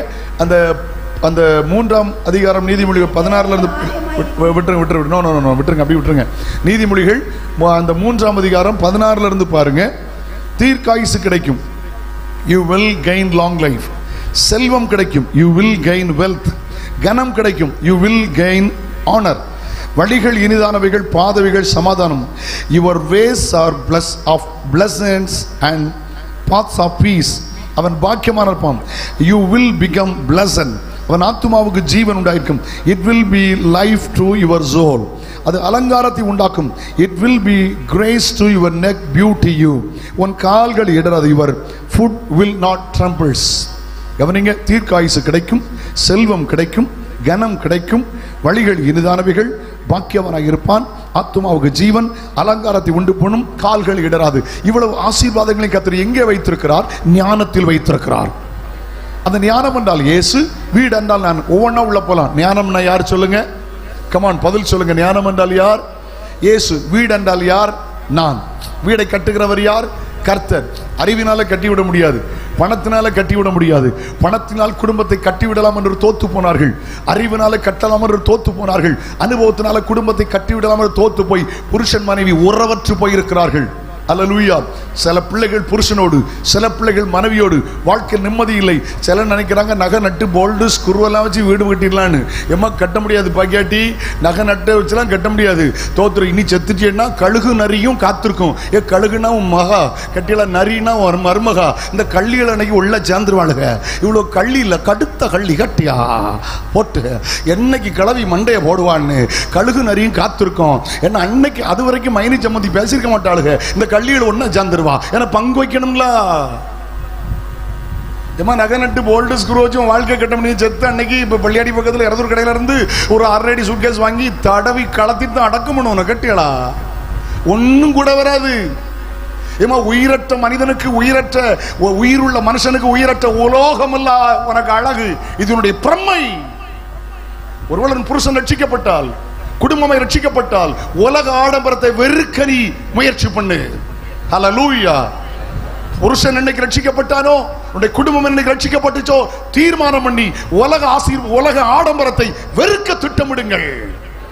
ஹல்லேலூயா. நம்மி லட்சணம் உள்ளவைகளுக்கு தோத்திரம் அலங்காரம் அவசியம் இல்லை. Okay good. பின்னால பேசுறேன். லிசன். இப்ப நல்ல கவனிங்க. வீடு என்றால் நம்முடைய வாழ்க்கை. இதை கட்டுகிறவர் கர்த்தர். கையை உயர்த்தி அல்லேலூயா சொல்லுமா. வீடு எதனால கட்டப்படுகிறது? ஞானத்தினால். இயேசு தான் குடும்பத்தை கட்டுகிறார். கையை உயர்த்தி அல்லேலூயா சொல்லுங்களேன். ஓகே. தோத்திரம். அங்க வாசிக்கிறோம், அந்த வீடு ஞானத்தினால கட்டப்பட்டு விவேகத்தினாலே நிலை நிறுத்தப்படுகிறது. அதுல ஆங்கில பைபிள்ல ஒரு டிரான்ஸ்லேஷன் அழகா இருக்கு. அந்த அண்டர்ஸ்டாண்டிங்ல எஸ்டாப்ளிஷ் ஆகுதான். தேவனுக்கு நமக்கும் உள்ள மியூச்சுவல் அண்டர்ஸ்டாண்டிங், தேவனுக்கு நமக்கும் உள்ள புரிந்து கொள்ளுதல். அல்லேலூயா. உங்க வாழ்க்கை அழகா இருக்கணுமா? தோத்திரம். விவேகத்தினால நிலை நிறுத்தப்படுகிறது. தேவனோடு உள்ள புரிந்து கொள்ளுகிறதுனால், நீங்கள் தேவனை புரிந்து கொள்வதனால், தேவன் உங்களை புரிந்து கொள்வதனால், 2 பேருக்குள்ள அண்டர்ஸ்டாண்டிங்ல உங்களுடைய வாழ்க்கை நிலை நிறுத்தப்படுகிறது. ஆமென் சொல்லுவோமா? ஆண்டவருக்கு தோத்திரம். உள்ள போயிடலாமா? கம் ஆன், நெக்ஸ்ட் லெவல்ல உள்ள போலாமா? Okay good. என்னோட சேர்ந்து திருப்பிக் கொள்ளுங்கள். நீதிமொழிகள் 9ஆம் அதிகாரம். இது ஒரு பெந்தைக்கோஸ் நாள் அன்று ஆரம்பிக்கப்பட்ட சபையின் அஸ்திபார உபதேசம் தீர்க்க தரிசனமாய் இந்த நீதிமொழிகள்ல இருக்கிறது. பாருங்க, பெந்தைக்கோஸ் நாள் அன்று ஆரம்பிக்கப்பட்ட ஆவிக்குரிய சபையின் அஸ்திபார உபதேசம் இங்கே தீர்க்க தரிசனமாய் இங்கே இருக்கிறது. என்ன சொல்லுங்க? இல்ல, மனம் திரும்புங்கள். மனம் திரும்புதல் பாவிகளுக்கு மாத்திரம் உரியதல்ல, அது பரிசுத்தவான்களுக்கு உரியது. நன்றாய் ஜபித்த நான் ஜப குறைவனால் ஜபிக்க மறந்துரும்ப வேண்டும். நன்றாய் ஆராதித்த நான் என்னால் ஆவியில் ஆராதிக்க முடியவில்லையா? ஆராதிக்க மறந்துரும்ப வேண்டும். ஒழுங்காய் வேதம் வாசித்து தியானித்த நான் இன்னைக்கு வேதம் வாசிக்க நேரம் இல்லை என்றால் வேதம் வாசிக்க மறந்துரும்ப வேண்டும். சின்ன வருமானத்தில் 10ல் 1 எடுத்து வைத்து தசமாக கொடுத்த உங்களுக்கு இன்னைக்கு வருமானம் அதிகமாய் வந்து விட்டது. தசமாக கொடுக்க முடியவில்லையா? கொடுப்பதற்கு மனம் திரும்பு. யாரை பார்த்தாலும் தாழ்மையாய் அன்பாய் பேசின உங்களுக்கு இன்னைக்கு பெருமை வந்து விட்டதா? நீ மனம் திரும்பு. மனம் திரும்புதல் பாவிக்குரியதல்ல, அது பரிசுத்தவான்களுக்கு உரியது. முதல் தூண் என்ன? மனம் திரும்புதல். இயேசுவுடைய முதல் பிரசங்கம் மனம் திரும்புதல். அப்போஸ்தலருடைய முதல் பிரசங்கம் மனம் திரும்புங்கள். மனம் திரும்புங்கள், தேவனுடைய ராஜ்யம் சமீபமாக இருக்கிறது. இரண்டாவது, ஒவ்வொருவரும் பாவ மன்னிப்புக்கென்று இயேசு கிறிஸ்துவின் நாமத்தினாலே ஞானஸ்நானம் பெற்றுக்கொள்ளுங்கள். சில ஞானஸ்நானத்தில் குழப்பம். அப்போஸ்தலர்கள் இயேசுவின் நாமத்தில் தானே கொடுத்தார்கள், பிசாசு நாமத்தில் கொடுக்க முடியாது. கேட்டீங்களா? அப்ப இயேசுவின் நாமம்னு அர்த்தம் என்ன? மத்தேயு 28:20 புறப்பட்டு போங்கள், சகல ஜனங்களை சீசராக்குங்கள், பிதா குமாரன் பரிசுத்தாவின் நாமங்களில் அல்ல. It's not plural, singular. இயேசுவின் நாமம் என்றால் அர்த்தம் என்ன தெரியுமா? பிதா குமாரன் பரிசுத்தாவி ஆகிய நாமம். விளங்கி கொண்டவர்கள் கைவரித்து அல்லேலூயா சொல்லுங்கள். இயேசுவின் நாமத்தில் என்றால் அவர் டிக்ளேர் பண்ண நாமம். ஆமென். அவர் கொடுக்க சொன்ன நாமம். ஆமென். அப்போ இரண்டாவது தூண் என்ன தெரியுமா? மனம் திரும்பி பிதா குமாரன் பரிசுத்தாவி நாமத்தில் மூழ்கி ஞானஸ்நானம் பெறணும். கையை உயர்த்தி அல்லேலூயா சொல்லுங்கள். ஞானஸ்நானம் தேவனுடைய நீதி, ஞானஸ்நானம் தேவனுடைய கட்டளை. ஞானஸ்நானம் என்பது கிறிஸ்துவை தரித்துக் கொள்கிறோம். ஞானஸ்நானம் புதிய நல் மனசாட்சியின் நியூ கவனன்ட், புதிய உடன்படிக்கை. ஹல்லேலூயா. ஞானஸ்நானம் கிறிஸ்துவோடு அடக்கமனப்பட்டு உயிர்த்தெழுதலின் சாயலில் எழுகிறோம். இரண்டாவது அஸ்திபாரம் ஞானஸ்நானம். கையை உயர்த்தி அல்லேலூயா சொல்லுங்களேன். 4 வருஷம் பிஇ படிக்கிறாங்க, 5 வருஷம் பிடெக் படிக்கிறாங்க. 5 வருஷம் கழிச்சு ஒரு நாள் இனாகிரேஷன் அல்லது கிராஜுவேஷன் வரும். அன்னைக்கு மேடையில் தொப்பியை வச்சுட்டு கோட் போட்டுட்டு கையில் வாங்கிட்டு மேடையில் ரொம்ப நேரம் நிற்க முடியாது. ஒரு நிமிஷம் அந்த மேடையில் நிற்க முடியும். அவங்க எல்லாம் கிளியர் பண்ணியிருக்கிறாங்க, அவங்க அசைன்மெண்ட்ஸ் எல்லாம் கிளியர் பண்ணியிருக்கிறாங்க. ஒரு செமஸ்டர்லையும் அவங்களுக்கு என்ன இல்லை, பெண்டிங் இல்லை, அரியர் இல்லை, கிளியர் பண்ணிட்டாங்க. தோத்துரு. சும்மா எல்லாருக்கும் மேடையில் ஏற முடியுமா? எல்லாருக்கும் அந்த கோட்டை போட்டு போக முடியுமா? முடியாது. ஒரு நிமிஷம் அந்த மேடையில் இருப்பாங்க. அந்த ஒரு நிமிடமும் அவர்கள் வாழ்க்கையில் தலை சிறந்த நேரம். தண்ணிக்குள்ள இறங்கி முங்குற மாதிரி தெரியலாம், அது 1 நிமிடம் நேரமா இருக்கலாம். ஆனா அந்த நேரம் என்ன தெரியுமா? அது உலகத்தில் உனக்கு தலை சிறந்த நேரம். அது நீ தேவனோடு உடன்படிக்கை பண்ணப்படுகிற நேரம். கையை உயர்த்தி அல்லேலூயா சொல்லுங்களேன். அம்மா ஒரு பையன் எங்கேயோ பிறந்து எங்கேயோ வளர்ந்தான், ஒரு மகள் எங்கேயோ பிறந்து எங்கேயோ வளர்ந்தா. அவங்க ஊர் வேற, இவங்க ஊர் வேற, அவங்க கல்ச்சர் வேற, இவங்க கல்ச்சர் வேற. ஹலோ, அவங்க சாப்பாட்டு முறைகள் வேற, இவங்க சாப்பாட்டு முறைகள் வேற. ஒரு நாள் வந்தது, அவங்க ரெண்டு பேருக்கு பேச்சுவார்த்தை நடந்தது, பெரியவர்கள் பேசினார்கள், என்கேஜ்மெண்ட் பண்ணாங்க, லாஸ்ட்ல கல்யாணம்னு வந்துச்சு. வாழ்க்கையில தலை சிறந்த மேன்மையான நேரம் என்ன தெரியுமா? ரெண்டு பேரும் கையை பிடிச்சி, ஹல்லேலூயா. அது வரைக்கும் அவன் எந்த பெண்ணு கையை பிடிச்சது இல்லை, அது வரைக்கும் அவன் எந்த ஆணு கையை அவ பிடிச்சதில்லை. ரெண்டு பேரும் கையை பிடிச்சாங்க. அப்பா முன்னிலைமையில, பரிசுத்தவான்கள் முன்னிலைமையில் பிடித்தார்கள். இது மேன்மையான நேரம். அப்பொழுது சொன்னார்கள், வாழ்விலும் தாழ்விலும் இன்பத்திலும் துன்பத்திலும் மரண நம்மை பிரிக்கிறவர்களும் பிறர் முருகம் பாராமல் உன் ஒருவருக்கே புருஷனாயிருப்பேன், உனக்கே மனைவியாயிருப்பேன். இதுதான் உடன்படிக்கை. ஹல்லேலூயா. ஞானசானம் என்றால் என்ன தெரியுமா? அவர் மணவாளன், நம்முடைய மணவாட்டி, அவரோடு பண்கிற நல்ல மனசாட்டின் உடன்படிக்கை. இதுதான் ஞானஸ்தானம். கையை உயர்த்தி ஒரு அல்லேலூயா சொல்லுங்கள். ஞானஸ்தானத்தில் நாம் தேவனோடு உடன்படிக்கை பண்ணப்படுகிறோம். இரண்டாவது, the second foundation and baptism. கையை உயர்த்தி அல்லேலூயா சொல்லுங்க. சுந்தரம் இங்க இருக்கட்டும். தம்பி பிள்ளைகள், பொம்பளை பிள்ளைகளுக்கு சொல்றேன், மேஜரான உடனே பிள்ளைகள் ஞானஸ்தானம் எடுக்காது, ஆயத்தமாக்கணும். தம்பிமார் 10th படிச்சுட்டியா, ஒரு 15 வயசு ஆயிட்டா சத்திய தரும்பி மனம் திருப்பி ஞானஸ்தானத்துக்கு ஒப்பு கொடுங்கள், தாமதம் பண்ணாதிருங்கள். இரண்டாவது பவுண்டேஷன் என்ன தெரியுமா? ஞானம் வீட்டை கட்டுகிறது, அதுக்கு 7 தூண். முதல் தூண் மனம் திரும்புதல், இரண்டாவது தூண் ஞானஸ்தானம், மூன்றாவது தூண் அப்பொழுது பரிசுத்த ஆவியின் வரத்தை பெறுவீர்கள். கவனிங்க. அப்பொழுது பரிசுத்த ஆவியின் வரத்தை பெறுவீர்கள். இங்க பாருங்க, ஜலத்தினாலும் ஆவியினாலும் பிரபாவிட்டால் தேவனுடைய ராஜ்யத்துக்கு போக முடியாது. நான் 12 வயசுல அபிஷேகம் பெற்றேன். இங்க பக்கம் தான் இருக்கும் Midalakkadu, Palappallam பக்கத்துலையா. மிடாலக்காட்டில் full gospel search இருக்குது. அங்கே காட்டத்துறை தாமஸ் பாஸ்டருடைய சகோதரி இருக்காங்க, திருமணமாகாத ஒரு பரிசுத்தவாட்டி படுக்கையில் இருக்கிறாங்க. அக்கா ஸ்டெல்லா கர்ப்பவாய் அக்கா. எல்லாம் கவனிங்க, 44 வருஷத்துக்கு முந்தி 44 இயர்ஸ் பேக் அக்கா ஒரு WMA, அவங்க ஒரு கன்வென்ஷன் ஸ்பீக்கர். அவங்க நடத்தின ஒரு சின்ன பிள்ளைகள் ஊழியத்தில் யாக்கோபுரம்ங்கிற ஊரில் ஒரு கூட்டத்தில் அவங்க பிரசங்கம் பண்ணி ரெஸ்ட்ல இருக்கிறாங்க. சின்ன பிள்ளைகளாக விளையாடிக்கிட்டு இருந்தோம். 44 வருஷத்துக்கு முந்தி அக்கா நடத்தின ஒரு கூட்டத்தில் அந்நிய பாஷை அடையாளத்தோடு நான் அபிஷேகத்தை பெற்றுக்கொண்டேன். அந்த வைராக்கியத்தை எனக்கு தந்தார். போகிற இடங்களில் வாய்ப்பு கிடைக்கும் போது அபிஷேகத்தை நடத்துகிறேன். போன வாரத்திலே தென்காசி பக்கத்தில் இருந்தேன், தோத்திரம் அங்கே சொரண்ட பக்கத்தில் இருந்தேன், அநேகர் அபிஷேகத்தை பெற்றுக்கொண்டார்கள். அதுக்கு முந்தின வாரம் கோயம்புத்தூர்ல இருந்தேன், அநேகர் அபிஷேகத்தை பெற்றுக்கொண்டார்கள். மே மாசத்திலே நான் காளையார் கோயிலில் ஃபாதர் பர்க்மன்ஸ் அவங்களுடைய கேம்பஸ்ல ஒரு வாலிபர் முகாமுக்கு பிரசங்கிக்க போயிருந்தேன். கர்த்தரை பாரப்படுத்தினார். 2 செக்ஷன், எனக்கு 1200 வாலிபர்கள் இருந்தார்கள். கர்த்தர் பாரப்படுத்தினார், என் பிள்ளைகள் அபிஷேகம் பண்ணு, அபிஷேகத்தை நடத்து, நான் அபிஷேகிக்க போகிறேன். நீ 12 வயசுல அபிஷேகம் பற்றிய, நான் அபிஷேகம் பண்ணு, அபிஷேகத்தை நடத்த நிரப்ப போகிறேன் என்றார். பாரத்தோடு ஜெபித்தேன். குறைந்தது, மிகைப்படுத்தாமல் சொல்கிறேன், 300 பேர் குறையாமல் அந்நிய பாஷை அடையாளத்தோடு ஒரே நிமிஷத்தில் பெற்றுக் கொண்டார்கள். காஞ்சிலோடு கன்வென்ஷன்ல சில நாட்கள் தோத்திரம், ஆமேன். தாசியா பாஸ்டர் காலத்தில் நான் அழைக்கப்பட்ட போது கன்வென்ஷன்ல பகல் இரவு கூட்டங்களை பிரசங்கித்தேன். இரவு மாலை கூட்டங்களில் அந்த கன்வென்ஷன்ல காத்திருப்பு நடத்தின ஞாபகம் எனக்கும் உண்டு. அநேகர், ஆயிரக்கணக்கான மக்கள் அபிஷேகத்தை பெற்றுக் கொண்டார்கள். இன்றைக்கும் கர்த்தர் அபிஷேகிக்கிறவர். ஹல்லேலூயா. அந்நிய பாஷையில் பேச வெட்கப்படாத, பரிசுத்தாவி பெற்றதுக்கு அடையாளம் அந்நிய பாஷை. ஏசாயா தீர்க்கதரிசி கொண்டு கர்த்தர் சொல்லுகிறார், நான் பரியாச உதடுகளும் அந்நிய பாஷையினால் இந்த ஜனத்தோடு கூட பேசுவேன். இதுவே இளைத்தவரை இளைப்பார பண்ணத்தக்க இளைப்பாறுதல். மூணாவது தூண் தெரியுமா? the Holy Spirit, பரிசுத்த ஆவியானவர். ஆமென் சொல்லுங்க. ஆவியானவர் நடத்துவார். ஆமென் சொல்லுங்க. நீங்கள் ஆவியானவரால் நடத்தப்படுவீர்கள். 4வது 40 வசனம் verse 40. இன்னும் அநேக வார்த்தைகளால் சாட்சி கூறி மாறுபாடு உள்ள இந்த சந்ததியை விட்டு விலகி உங்களை ரட்சித்துக் கொள்ளுங்கள் புத்தி சொன்னான். 4வது மாறுபாடு, வேறுபாடு. எல்லாரும் சொல்லுங்க. 4வது என்ன? வேறுபாடு. ஆங்கிலத்தில் செப்பரேஷன். செப்பரேஷன்ங்கிற வார்த்தைக்கு அர்த்தம் ஹோலினஸ். வேறுபாடு என்றால் தோத்திரம், மற்றவங்களை பார்த்து வித்தியாசமா இருக்கணும், மற்றவங்க குடும்ப வாழ்க்கையோட என் வாழ்க்கை வித்தியாசமா இருக்கணும், மற்றவங்க ஆடம்பரம் பண்றதை விட என் வாழ்க்கை வித்தியாசமா இருக்கணும், மற்றவங்க ட்ரெஸ் பண்றதை விட என் வித்தியாசமா இருக்கணும், மற்றவங்க கேர் ஸ்டைல பார்க்கல வித்தியாசமா இருக்கணும். நான் வேறுபட்டவன். அல்லேலூயா. வேறுபாடு வேணும், சுத்தி வேணும். நான் அரபு நாடுகளுக்கு நிறைய டிராவல் பண்ணுவேன். நிறைய பேர் கூப்பிட்டு சொல்லிடுவேன், இங்க இருந்து போவாங்க, இங்க இருந்து போகும்போது பென்சில் மாதிரி போவாங்க, ஆனா அங்க இருந்து திருப்பி வரும்போது ஆப்பிள் மாதிரி வருவாங்க. அல்லேலூயா. தப்பு இல்ல, கட்டியடா. ஆனா அங்க போன அந்த கேசுகள் முக்காடு போடாது. உனக்கு இங்க கன்னியாகுமரியில இருந்து பந்தகோசல் நல்ல முக்காடெல்லாம் போட்டாளாங்க. எவன் போட்டா போடாட்ட உனக்கு என்ன? நீ எடுத்த ஸ்கார்ப்பை கட்டாங்க. சில கேசுகள் இங்கே இருக்கும்போது நல்ல சேலையும் சுடிதாரும் கட்டி நம்மான மரியாதையாக இருக்கும், கட்டியலா. அங்கே போன பிறகு குட்டிகள் பேண்ட்டு போட்டு ஜீன்ஸ் பேண்ட் டிஷர்ட் போட்டு இப்போ கிறுக்கு மாதிரி சொத்து. உனக்கு இங்கே இருக்கும்போது நல்லா இருந்தால, உனக்கு அங்கே போய் என்ன குழப்பம் வந்துச்சு? ஹலோ, இங்க இருக்கும்போது தாய் பாசம் பேசுனீங்களா? அங்க போன பிறகு உங்க தாய் பாசம் மறக்கலல்ல? எல்லாம் இங்கதான் இருக்கீங்களா? இங்க இருக்கும்போது நீங்க படித்த பட்டம் உங்கள் மனதில் இருந்து அந்த படித்த அறிவுல தானே வேலை செய்தீங்க. அங்க போன பிறகு உங்களுக்கு படிச்ச இது மறக்கலையே. அதுல தானே நீங்க இன்ஜினியரா இருக்கீங்க, சாஃப்ட்வேர் இன்ஜினியரா இருக்கீங்க. இதெல்லாம் உங்களுக்கு இருக்குமானா நீங்க வெளிநாடு போனா உபதேசம் மறந்துடுவீங்களா? அப்ப உங்களுக்கு வேறுபாடு போயிட்ட வேறுபாடு விசுத்தியும் ഇപ്പോൾ എവിടെയോ പോയി. നിങ്ങൾക്ക് മനസ്സിലായോ? ചേച്ചി മനസ്സിലായോ? ചേട്ടാ മനസ്സിലായോ? ഇവിടെ ഇരുന്ന് അവിടെ പോയി എവിടെയോ പോയി. എനിക്കിത് സംസാരിക്കുന്ന ഒന്നും പേടി കൊണ്ടില്ല കേട്ടോ. ഞാൻ വിളിച്ചു പറയും. தேவன் எதிர்பார்க்கிறது என்ன தெரியுமா? வேறுபாடு. இவர்கள் ஜாதிகளோடு கலவாதவர்கள், இவர்கள் தனியே வாசம் பண்ணுவார்கள்.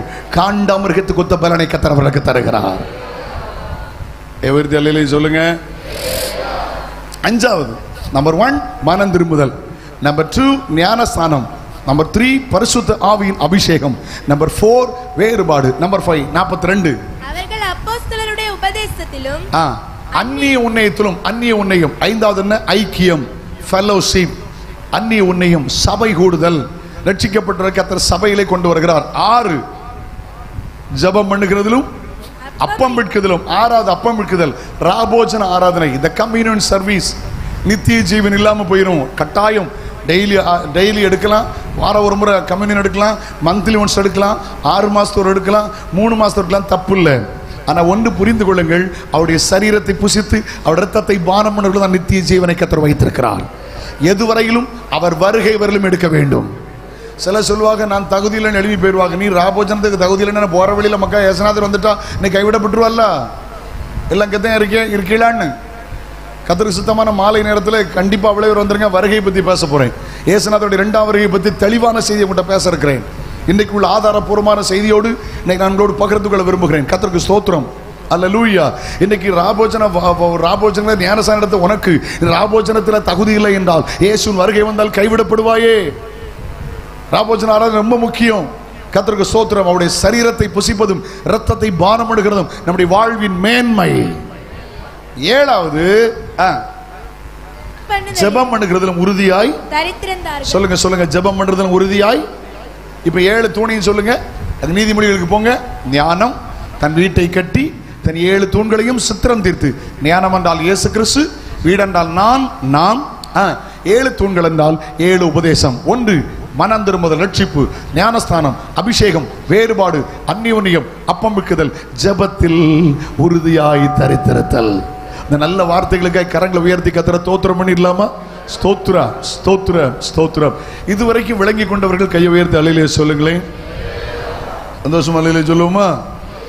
இப்ப நமக்கு என்ன தேவை? ஞானம். எல்லாரும் வாய் திறந்து என்ன தேவை? You need must wisdom of God. தேவ ஞானம், தேவ ஞானம். ஞானம் இயேசு உள்ள இருந்தா போதும், எல்லா குடும்ப வாழ்க்கை ஞானமா இருக்கும். ஏன்னா அவரே ஞானம். இயேசு கூட இருந்தா உங்க பிசினஸ் ஞானமா இருக்கும், உங்க படிப்பு ஞானமா இருக்கும். அல்லேலூயா. கர்த்தருக்கு ஸ்தோத்திரம். ஆமென் சொல்லுங்களேன். Okay good. நேரம் கருதி நான் ஷார்ட்டா போறேன் பாருங்களேன். ஆண்டவருக்கு ஸ்தோத்திரம். ஓகே, 4 காரியத்தை சொல்லிட்டு போறேன். ஞானத்தினால் வரும் ஆசீர்வாதங்கள் அல்லவா?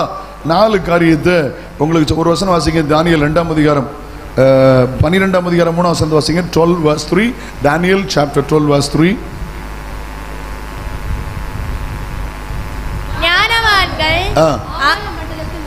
ஞானவான்கள் ஆகாய மண்டலத்தின் ஒளியை போலவும் அநேகரை நீதிக்குள் நடத்துகிற பிரகாசிக்கிற நட்சத்திரங்களை போல இருப்பார்கள். ஞானவான்கள் ஆகாய மண்டலத்தின் ஒளியை போல் இருப்பார்கள். இயேசுவாகிய ஞானம் வந்தால் நீங்கள் இருளுக்குள் இல்லை, நீங்கள் பிரகாசிப்பீர்கள். மலையின் மேல் இருக்கிற பட்டணம் மறைந்திருக்கப்பட மாட்டாது. கையை உயர்த்தி அல்லேலூயா சொல்லுங்களேன். ஒரு செய்திக்குள்ள போயிடலாமா? ஆண்டவர் நல்ல. என்னோடு சேர்ந்து திருப்புங்க. நீதிமொழிகள் 30ஆம் அதிகாரம் சேர்ந்து வாசிப்போம். இதான் செய்தி. இதுல 4 குறிப்பை சொல்லி அமர்கிறேன். ஜபிக்க போறோம். ஐயா கையில் ஒப்பு கொடுக்க விரும்புகிறேன். Listen to me. என்னோட சேர்ந்து வாசிக்கலாமா? எல்லாரும் பைபிளை தரங்க. எல்லாரும் சேர்ந்து வாசிக்கணும். ஓகே. 30ஆம் அதிகாரம் 24 முதல் 28. பூமியிலே சிறியவைகளாயிருந்தும் மகா ஞானமுள்ளவைகள் 4 உண்டு. அவையாவன அற்பமான ஜந்துவாயிருந்தும் கோடை காலத்தில் தங்கள் ஆகாரத்தை சம்பாத்தியம் என்ற ஏரம்பும் சத்துவமற்ற ஜந்துவாயிருந்தும் தங்கள் வீட்டை கண்மலை மேல் தோண்டி வைக்கிற குழிமுசல்களும் ராஜா இல்லாதிருந்தும் பவுஞ்சு பவுஞ்சாய் புறப்படுகிற வெட்டுக்கிளைகளும் தங்கள் கைகளினால் வலையை பின்னி அரசர் அரமில் இருக்கிற பூச்சியுமே. அந்த 24ஆம் வசனம் பூமியிலே சிறியவைகளாயிருந்தும் மகா ஞானம் உள்ளவைகள். எப்படி எப்படி சொல்லுங்க ஏமா? ஒரு பறவைக்கு எவ்வளவு ஞானம்? எல்லாம் அங்கதான் இருக்கீங்களா? ஒரு பறவைக்கு எவ்வளவு ஞானம்? நான் சமீபத்தில் ஒரு ஆர்டிகல் படித்தேன்.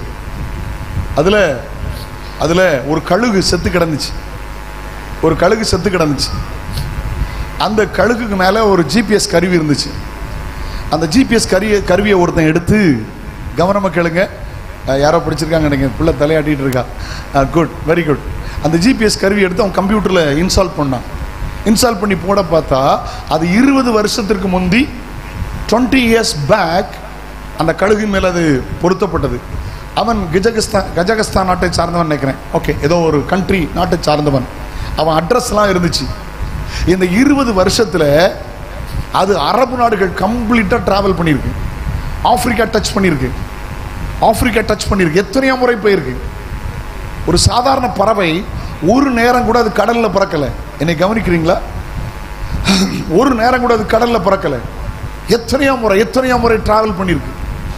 அது அவ்வளவு பறந்திருக்கிறது. நாடுகளுக்கு மேலாக பறந்து அவ்வளவு ஆப்பிரிக்கா நாடுகள், எல்லா நாடுகளும் அதுல பதிஞ்சிருக்கு. ஆண்டவர் கொடுத்த ஞானத்தை பார்த்தீங்களா? ஒரு நேரம் கூட அது கடல்ல பறக்கல. தூக்குனாங்குருவியை குறித்து ஒன்று படித்தேன். தூக்குனாங்குருவி பார்த்துருக்கீங்களா? தலைகளை கூடு கட்டி இருக்குமே, அதை பற்றி படித்தேன். 2 முறை அது வீடு கட்டுதான். 2 times அந்த வாழ்க்கையிலே தூக்குனாங்குருவி ஆராய்ச்சி பண்ணவங்க சொல்றாங்க 2 முறை வீடு கட்டுதான். எப்படி தெரியுமா? முதல்ல அது அலோன், அது தனியா, ஆண் பறவை தனியா இருக்கும்போது ஒரு கூடு கட்டுமா. எல்லா ஆண் பறவைகளும் தனியா இருக்கும்போது ஒரு கூடு கட்டுமா. நல்ல கவனிங்க, இந்த தூக்குனாங்குருவி வந்து கிட்டத்தட்ட சேம் லைக் லவ் பேர்ட்ஸ். இவங்க லவ் பேர்ட்ஸ் மாதிரி பிரிய மாட்டாங்க. ஒரு லவ் பேர்ட்ஸ் தன்னுடைய பார்ட்னரை இழந்துட்டா செத்துரும் தெரியுமா? கூட இருக்கிற குருவிகள்லாம் கொன்றும் அதை. இது மாதிரி தான் கிட்டத்தட்ட இந்த தூக்குனாங்குருவி. இவங்க தனியா இருக்கும்போது கூட கட்டுமா. கூட கட்டி முடிச்சுட்டு எந்த அளவுக்கு அதை நல்ல அழகாக கட்ட முடியுமா கட்டிடுமா. இந்த பெண் குருவி இருக்குல்ல, தூக்குனாங்குருவி பெண் குருவி இருக்குல்ல, இதை போய் சர்ச் பண்ணுமா. எப்படி இருக்கு, நல்லா இருக்கா, இது நம்ம தகுதியானதா, நமக்கு நல்ல கம்ஃபர்ட்டாக இருக்கா, நம்ம கம்ஃபர்ட் ஜோனாக இருக்கா, இதெல்லாம் பார்த்துட்டு சிம்டம்ஸ் கொடுக்குமா. அதுக்கு பிற்பாடு அந்த பறவை, ஆண் பறவை இதில் இருக்கும்போது சிம்டம்ஸ் கொடுத்து, நான் உன் வீட்டை பார்த்துட்டேன், எனக்கு உன்னை பிடிச்சிருக்கு, நம்ம 2 பேரும் கல்யாணம் பண்ணிக்கலாமா அப்படின்னு அந்த குருவி கல்யாணம் பண்ணிவிடுமா. இதை ஆராய்ச்சி பண்ணி அவங்க ரிசர்ச் பண்ணியிருக்காங்க. அதற்கு பிற்பாடு அதை என்ன செய்யுமா தெரியுமா? இந்த கூடு நம்ம தங்கிறதுக்கு மட்டும்தான், நமக்கு பிள்ளைகள் வரும் பத்திகளா ரொம்ப நல்லா இருக்கணும்னு சொல்லி இதை விட பன்மடங்கு தோத்திரம் நமக்காகவும் நம்முடைய பிள்ளைகளுக்காகவும் சொல்லி ஒரு அழகான கூடை கட்டுமா. ஒரு பறவை, சாதாரண ஒரு பறவைக்கு எவ்வளவு ஞானம் நான் புரிந்து கொள்ளுங்கள். ஒரு பறவைக்கும் மிருகத்திற்கும் இவ்வளவு ஞானம் கொடுத்திருந்தால் தேவ சாயலா சிருஷ்டிக்கப்பட உங்களுக்கும் எனக்கும் அவரே ஞானமாக இருக்க விரும்புகிறார். ஒரு அல்லையிலே சொல்லுங்களேன். பாருங்க, நீங்க பாத்தீங்கன்னா இந்த யூரோப் கண்ட்ரிஸுடைய ஆரம்பத்தில் துருக்கி இருக்கு, டர்க்கி. நான் 1 முறை 2 முறை டர்க்கி அப்படி கிராஸ் பண்ணியிருக்கேன். அந்த அமெரிக்கா கண்டத்துக்கு போகும்போது அப்படி கிராஸ் பண்ணியிருக்கேன். டர்க்கி ஒரு பெரிய நாடு, அரபு நாடு முடியும் மிடில் ஈஸ்ட்ல, அங்கே இருந்து யூரோப் ஆரம்பிக்கும். அங்கே ஒரு பறவை இருந்துச்சு, ஒரு சின்ன அழகான பறவை இருந்துச்சு, குருவி மாதிரி ஒரு பறவை. நல்ல கவனமாக கிழங்கு, ரொம்ப சூப்பரா இருக்கும். இந்த பறவை இனம் நாளுக்கு நாள் அழிந்து கொண்டே வந்தது. அந்த அரசாங்கத்துக்கு அது வேதனையா மாறிடுச்சு. சார், இது எப்படி காப்பாற்றுறதுன்னு கண்ட்ரோல் அதை ரிசர்ச் பண்ணி பார்த்ததில் நடந்தது என்ன தெரியுமா? லட்சக்கணக்கான பறவை கடற்கரை ஓரத்தில் வந்து இறை தேடி மாலை நேரத்தில் இருப்பிடத்துக்கு போகும். நம்ம ஊரில் பார்த்தீங்கன்னா கொக்குலாம் போகும்ல, ஃபேமிலியாக போகும், அழகாக போகும். அது மாதிரி போகும்போது எல்லா பறவைகளும் கூட்டமாக போகும். கழுகுகள் வந்து தூக்கிட்டு போயிடும். இவங்க சத்தம் போட்டு போவாங்க, கழுகுகள் வந்து தூக்கிட்டு போயிடும். 5 வருஷத்தில் டே பை டேயா அந்த பறவைகளின் இனம் குறைஞ்சிக்கிட்டே இருந்துச்சு. இந்த கவர்மெண்ட் எல்லாம் கண்ட்ரோல் பண்ண முடியல. அப்படி ஈக்கள் வந்து தூக்கிட்டு போயிடும். அப்போ அவங்க அடுத்தால ஒரு காரியத்தை பார்த்தாங்க. ஆஃப்டர் 5 years, 5 வருஷம் கழிச்சு இந்த குருவியின் இனங்கள் பெருகிட்டே இருந்துச்சு, மல்டிபிள் ஆகிட்டது. இவங்களை கண்ட்ரோல், இப்போ ஆச்சரியம், எப்படி அழிஞ்சது கண்ட்ரோல் ஆகிட்டுன்னு பார்த்தா இப்போ இறை தேடி சாயங்காலத்தில் வீட்டுக்கு போகிற ஒரு குருவியும் சத்தம் போடுறதில்லை. எல்லாம் இங்கே தான் இருக்கீங்களா? நான் வாயை தேவையில்லாமல் திறந்தானே செத்து போயிட்டேன், நான் வாயை தேவையில்லாமல் திறந்தானே இனமெல்லாம் அலைஞ்சிட்டு. என வேதம் அப்படித்தான் சொல்லுது, தன் வாயை விரிவாய் திறக்கிறவன் கலக்கமடைவான். ஆமென், அல்லேலூயா. ஆமா, வாயை பேசாம இருந்தால் மூடனும் ஞானமான என்ன போடுவாங்க. இது கவர்மெண்ட்டுக்கு ரொம்ப ஆச்சரியம். எப்படி இது ஆச்சு? வாயை திறக்க மாட்டேங்குன்னு சொல்லி இதனுடைய கூடுகளை பார்க்க போனாங்க. வீடியோ கேமராவாசோடு இது தங்கி இருக்கு, லட்சக்கணக்கான பறவைகள் தங்கி இருக்கிற கூடுகளை பார்க்க போனார்கள். நம்ம ஊரில் ஒரு காக்கா குருவி ஏதாவது கூடு கட்டினா கீழே என்ன இருக்கும்? முள், தும்பு, விளக்குமாறு குச்சி, அப்படி தானே, கம்பி, இப்படி தானே இருக்கும். என்ன ஒன்றும் பேச மாட்டேங்கிங்க. ஆனால் அங்கே அதை பார்க்கிலும், அந்த குச்சி இதை பார்க்கிலும் ஸ்மால் ஸ்டோன்ஸ், சின்ன சின்ன கற்கள் நிறையா இருந்துச்சு. செருப்பு இல்லாமல் நடக்க முடியாத அளவுக்கு அந்த பறவைகள் இருக்கிற ஏரியா ஃபுல்லாக கல்லாக இருந்துச்சு, கல் கூட்டமாக இருந்துச்சு. அது மண்டே மார்க்கெட் பக்கத்தில் கல் கூட்டம் அங்கே இருக்கட்டில, அதை சொல்லலை. அந்த கூட்டுக்கு கீழே சின்ன சின்ன கல் கூட்டமாக இருந்துச்சு. என்னை கவனிங்க, இது இவங்களுக்கு ஆச்சரியமாக மாறிச்சு. கவர்மெண்ட்டுக்கு இது என்ன நடந்துச்சு ஒன்றுமே புரியல. பறவைக்கும் கல்லுக்கு என்ன சம்மந்தம்? இவங்க கடற்கரையில் கேமராஸை மாட்டினாங்க, ஃபிக்ஸ் பண்ணாங்க. என்ன நடக்குது அறிந்தாகணும். கவனமாக கேளுங்கம்மா. தேவன் உலகத்தில் படைத்த ஒரு எறும்பானாலும் ஒரு பறவையானாலும் அவ்வளவு ஞானத்தை கொடுத்திருக்கிறார். எனக்கு மனுஷன் தான் அறிவியலாமல் சங்காரமாகிறான். ஹல்லேலூயா. தேவ ஞானத்தோடு வளருங்கள், தேவ ஞானத்தோடு வாழுங்கள், இயேசுவாகிய ஞானத்தை சார்ந்து கொள்ளுங்கள். நம் மிருகத்தை பறவையை பார்க்கலும் நம்ம விசேஷித்தவர்கள், நாம் விலையேறப்பட்டவர்கள். ஆச்சரியம் என்ன தெரியுமா? இவங்க கேமரா ஃபிக்ஸ் பண்ணி வச்சு ரெக்கார்ட் பண்ணி பார்த்த அதிர்ந்து போனார்கள். சாயங்காலத்தில் யாருக்கு டியூஷன் எடுத்தது, அவங்ககிட்ட பேசினது யாரு, அவங்களுக்கு சொன்னது யாரு? சாயங்காலத்தில் அது ஃப்ளை பண்ண ஆரம்பிக்கும் போது ஒவ்வொரு பறவையும் தன் வாயிலே ஒரு சின்ன கல்லை எடுத்து வைத்துக் கொள்ளும். நான் கூட்டுக்கு போகிற வரைக்கும், என் வீட்டுக்கு போகிற வரைக்கும் வாயை திறக்க மாட்டேன். ஹலோ, நல்லா இருக்குல்ல? சே, என்ன மகிழ்ச்சி. எனக்கு ஒரு எண்ணம் ஞாபகம் கட்டியலா, நமக்கு வீட்டில் இப்படி எல்லாரும் ஒரு கல் வச்சாவண்ணா இந்த மாமியார் மருமக சண்டை வராது. கட்டியலா போட்டு இது பல்ல வச்சுட்டு தான் இந்த வருத்து வருது, ஒரு கல்லை வச்சுட்டு இருந்தா குழப்பம் இல்லாம இருந்திருக்க பார்த்து. இவ்வளவு ஞானம் உள்ள போலாமா? இப்போ யோபுல வாசிங்க. ஆண்டவர் சொல்றார், யோபுன் சரித்திர புஸ்தகம், யோபுனுடைய என்ன கவிதை புஸ்தகம் 12ஆம் அதிகாரம் 7ஆம் வசனம். 12:7 ஜாப். இப்போதும் நீ மிருகங்களை கேட்டுப்பார். இப்பொழுது ஆண்டவர் சொல்றாரு, மிருகத்தை கேட்டுப்பார், அவைகள் உனக்கு போதிக்கும், அது உனக்கு போதிக்கும். ஆகாயத்து பறவைகளை கேள். இப்ப சொன்ன பாத்தீங்களா? ஆகாயத்து பறவை கேட்டுப்பார், அவைகள் உனக்கு, அது உனக்கு அறிவிக்கும். அல்லது பூமியை விசாரித்து, நீ பூமியை கேட்டுப்பார், அது உனக்கு உபதேசிக்கும். சமுத்திரத்தின் மச்சங்களை கேள். திமிங்கலம் முதற்கொண்டு சாதாரண முதற்கொண்டு மீன்களை கேட்டுப்பார், அது உனக்கு அறிவிக்கும், அவைகள் உனக்கு விவரிக்கும். ஆண்டவர் சொல்றாரு, மிருகத்தை கேளு, பறவையை கேளு, பூமியை கேளு, மீனை கேளு. கவனிங்க. இப்போ ஆண்டவர் ஞானத்தை எங்க கேட்க சொல்றாரு? எல்லாரும் சொல்லுங்க. ஞானத்தை எங்க கேட்க சொல்றாரு? நம்மை பார்க்கலும் பகுத்தறிவற்ற மிருகத்தை பார்த்து, பறவையை பார்த்து கேட்க சொல்றார். இன்னைக்கு 4 காரியத்தோடு முடிக்கிறேன். இயேசுவாகிய ஞானத்தோடு வாழுங்கள். அவர் உங்களுக்கு எவ்வளவு ஞானமாய் நடத்துவார் தெரியுமா? ஞானமாய் பேச வைப்பார், ஞானமாய் பார்க்க வைப்பார், ஞானமாய் பழக வைப்பார், ஞானமாய் செய்ய வைப்பார். ஓகே, நம்பர் 1 அந்த 25 அவையாவன அற்பமான ஜந்துவாயிருந்தும் கோடை காலத்தில் தங்கள் ஆகாரத்தை சம்பாதிக்கிற எறும்பு. எல்லாரும் சொல்லுங்க. ஆமா சொல்லுங்க. நம்ம ஊரில் நிறைய எறும்பு இருக்கலாம். சின்ன கருப்பு எறும்பு, பெரிய எறும்பு. ஆமாம், சிலதெல்லாம் கடிச்சா கொஞ்ச நேரத்தில் அலர்ஜி ஆயிரும், சிலருக்கு பிடிக்காது. கொஞ்ச நேரத்தில் மேலெல்லாம் ஒரு சைஸ் ஆயிரும். நல்ல கவனிங்கம்மா. கர்த்தருக்கு தோத்திரம். என்னை கவனிக்கிறீங்களா? லிசன். ஆண்டவர் என்ன சொன்ன? ஞானத்தை எங்கே வச்சிருக்கிறார்? தோத்திரம். நீதிமொழிகள் 6:6 வாசிப்பீங்களா? தோத்திரம். நீதிமொழிகள் 6:6 அங்கே சொல்றாரு, சோம்பேறியே. சொல்லுங்க. படித்த சோம்பேறியோ, படிக்காத சோம்பேறியோ, ஏழை சோம்பேறியோ, பணக்கார சோம்பேறியோ, வாலிப சோம்பேறியோ, வயோதிப சோம்பேறியோ, விசுவாசி சோம்பேறியோ, என்ன மாதிரி பாஸ்டர் சோம்பேறியோ, சோம்பேறி மொத்தத்தில் போட்டிருக்கு. சோம்பேறியே, எறும்பினிடத்தில் போய் வழிகளை பார்த்து ஞானத்தை கற்றுக்கொள். ஆண்டவர் என்ன சொல்றாரு? எறும்பை பாரு, ஞானத்தை கற்றுக்கொள். லிசன். அம்மா அப்படின்னு ஊதுனா 100 எறும்பு பறந்துடும். எல்லாம் இங்கதான் இருக்கீங்களாமா? நம்ம தெரியாம நம்ம காலேஜ் அவுட்டுப்பட்டு 50 எறும்பு செத்து போவோம். ஆண்டவர் சொல்றாரு, எறும்பிட்ட போ, சோம்பேறியே, எறும்பிட்ட போய் வழியை பார்த்து ஞானத்தை கற்றுக்கொள். இன்னைக்கு எல்லாம் சோம்பேறித்தனம் தெரியுமா? ரொம்ப லேசி ஆயிட்டு, ரொம்ப ஈஸி ஆயிட்டோம். வீடு துடைக்க மிஷின், இன்னும் துவைக்கிறதுக்கு மிஷின், அதை வாஷ் பண்ணி ட்ரை பண்ணுறதுக்கு மிஷின். எல்லாம் இங்கே தான் இருக்கீங்களா? வேறு அதுக்கெல்லாம் மிஷின் இருக்குது. சமைக்கிறதுக்கு மிஷின், அதுக்கு பிறகு பாத்திரம் கழுவுறதுக்கு மிஷின் போட்டு நல்லா கொள்ளலாம். எல்லாம் என்ன தோத்துறோம். சாப்பாடை வாயில் அள்ளி வைக்கிறதுக்கு தான் மிஷின் வரல. கட்டியலா அது வந்தால் குழப்பம் இல்லை, வரட்டு. ஆனால் சாப்பிட்டுட்டு இருக்கும்போது இப்போ கொஞ்சம் மந்தி கரண்ட் போன மாதிரி போயிட்டுன்னு வச்சுருங்களேன், அந்த அக்கை பிடிச்சி வச்சுருக்கேட்டான் இருக்கணும். பிறகு கரண்ட் வந்தால் தான் ஷடவுன்னா மாட்டிக்கணும். 9 மணிக்கு ஷடவுன்னா சாயங்காலம் 4 மணிக்கு தான் பிறகு ரிலீஃப் ஆகும் போக்கு. அதோட ஆன் இருக்கும். அப்போது பைபிளில் போட்டிருக்கு, உங்களை பற்றி எழுதியிருக்கு, என்னை பற்றி எழுதியிருக்கு. ஒரு சோம்பேறி இருக்கானா வேட்டையாடி பிடிப்பதை சமைப்பதில்லை. இன்னொரு சோம்பேறி இருக்கான கேட்டியலா சாப்பாட்டு தட்டில் கையை வச்சு வாய்க்கெடுக்க.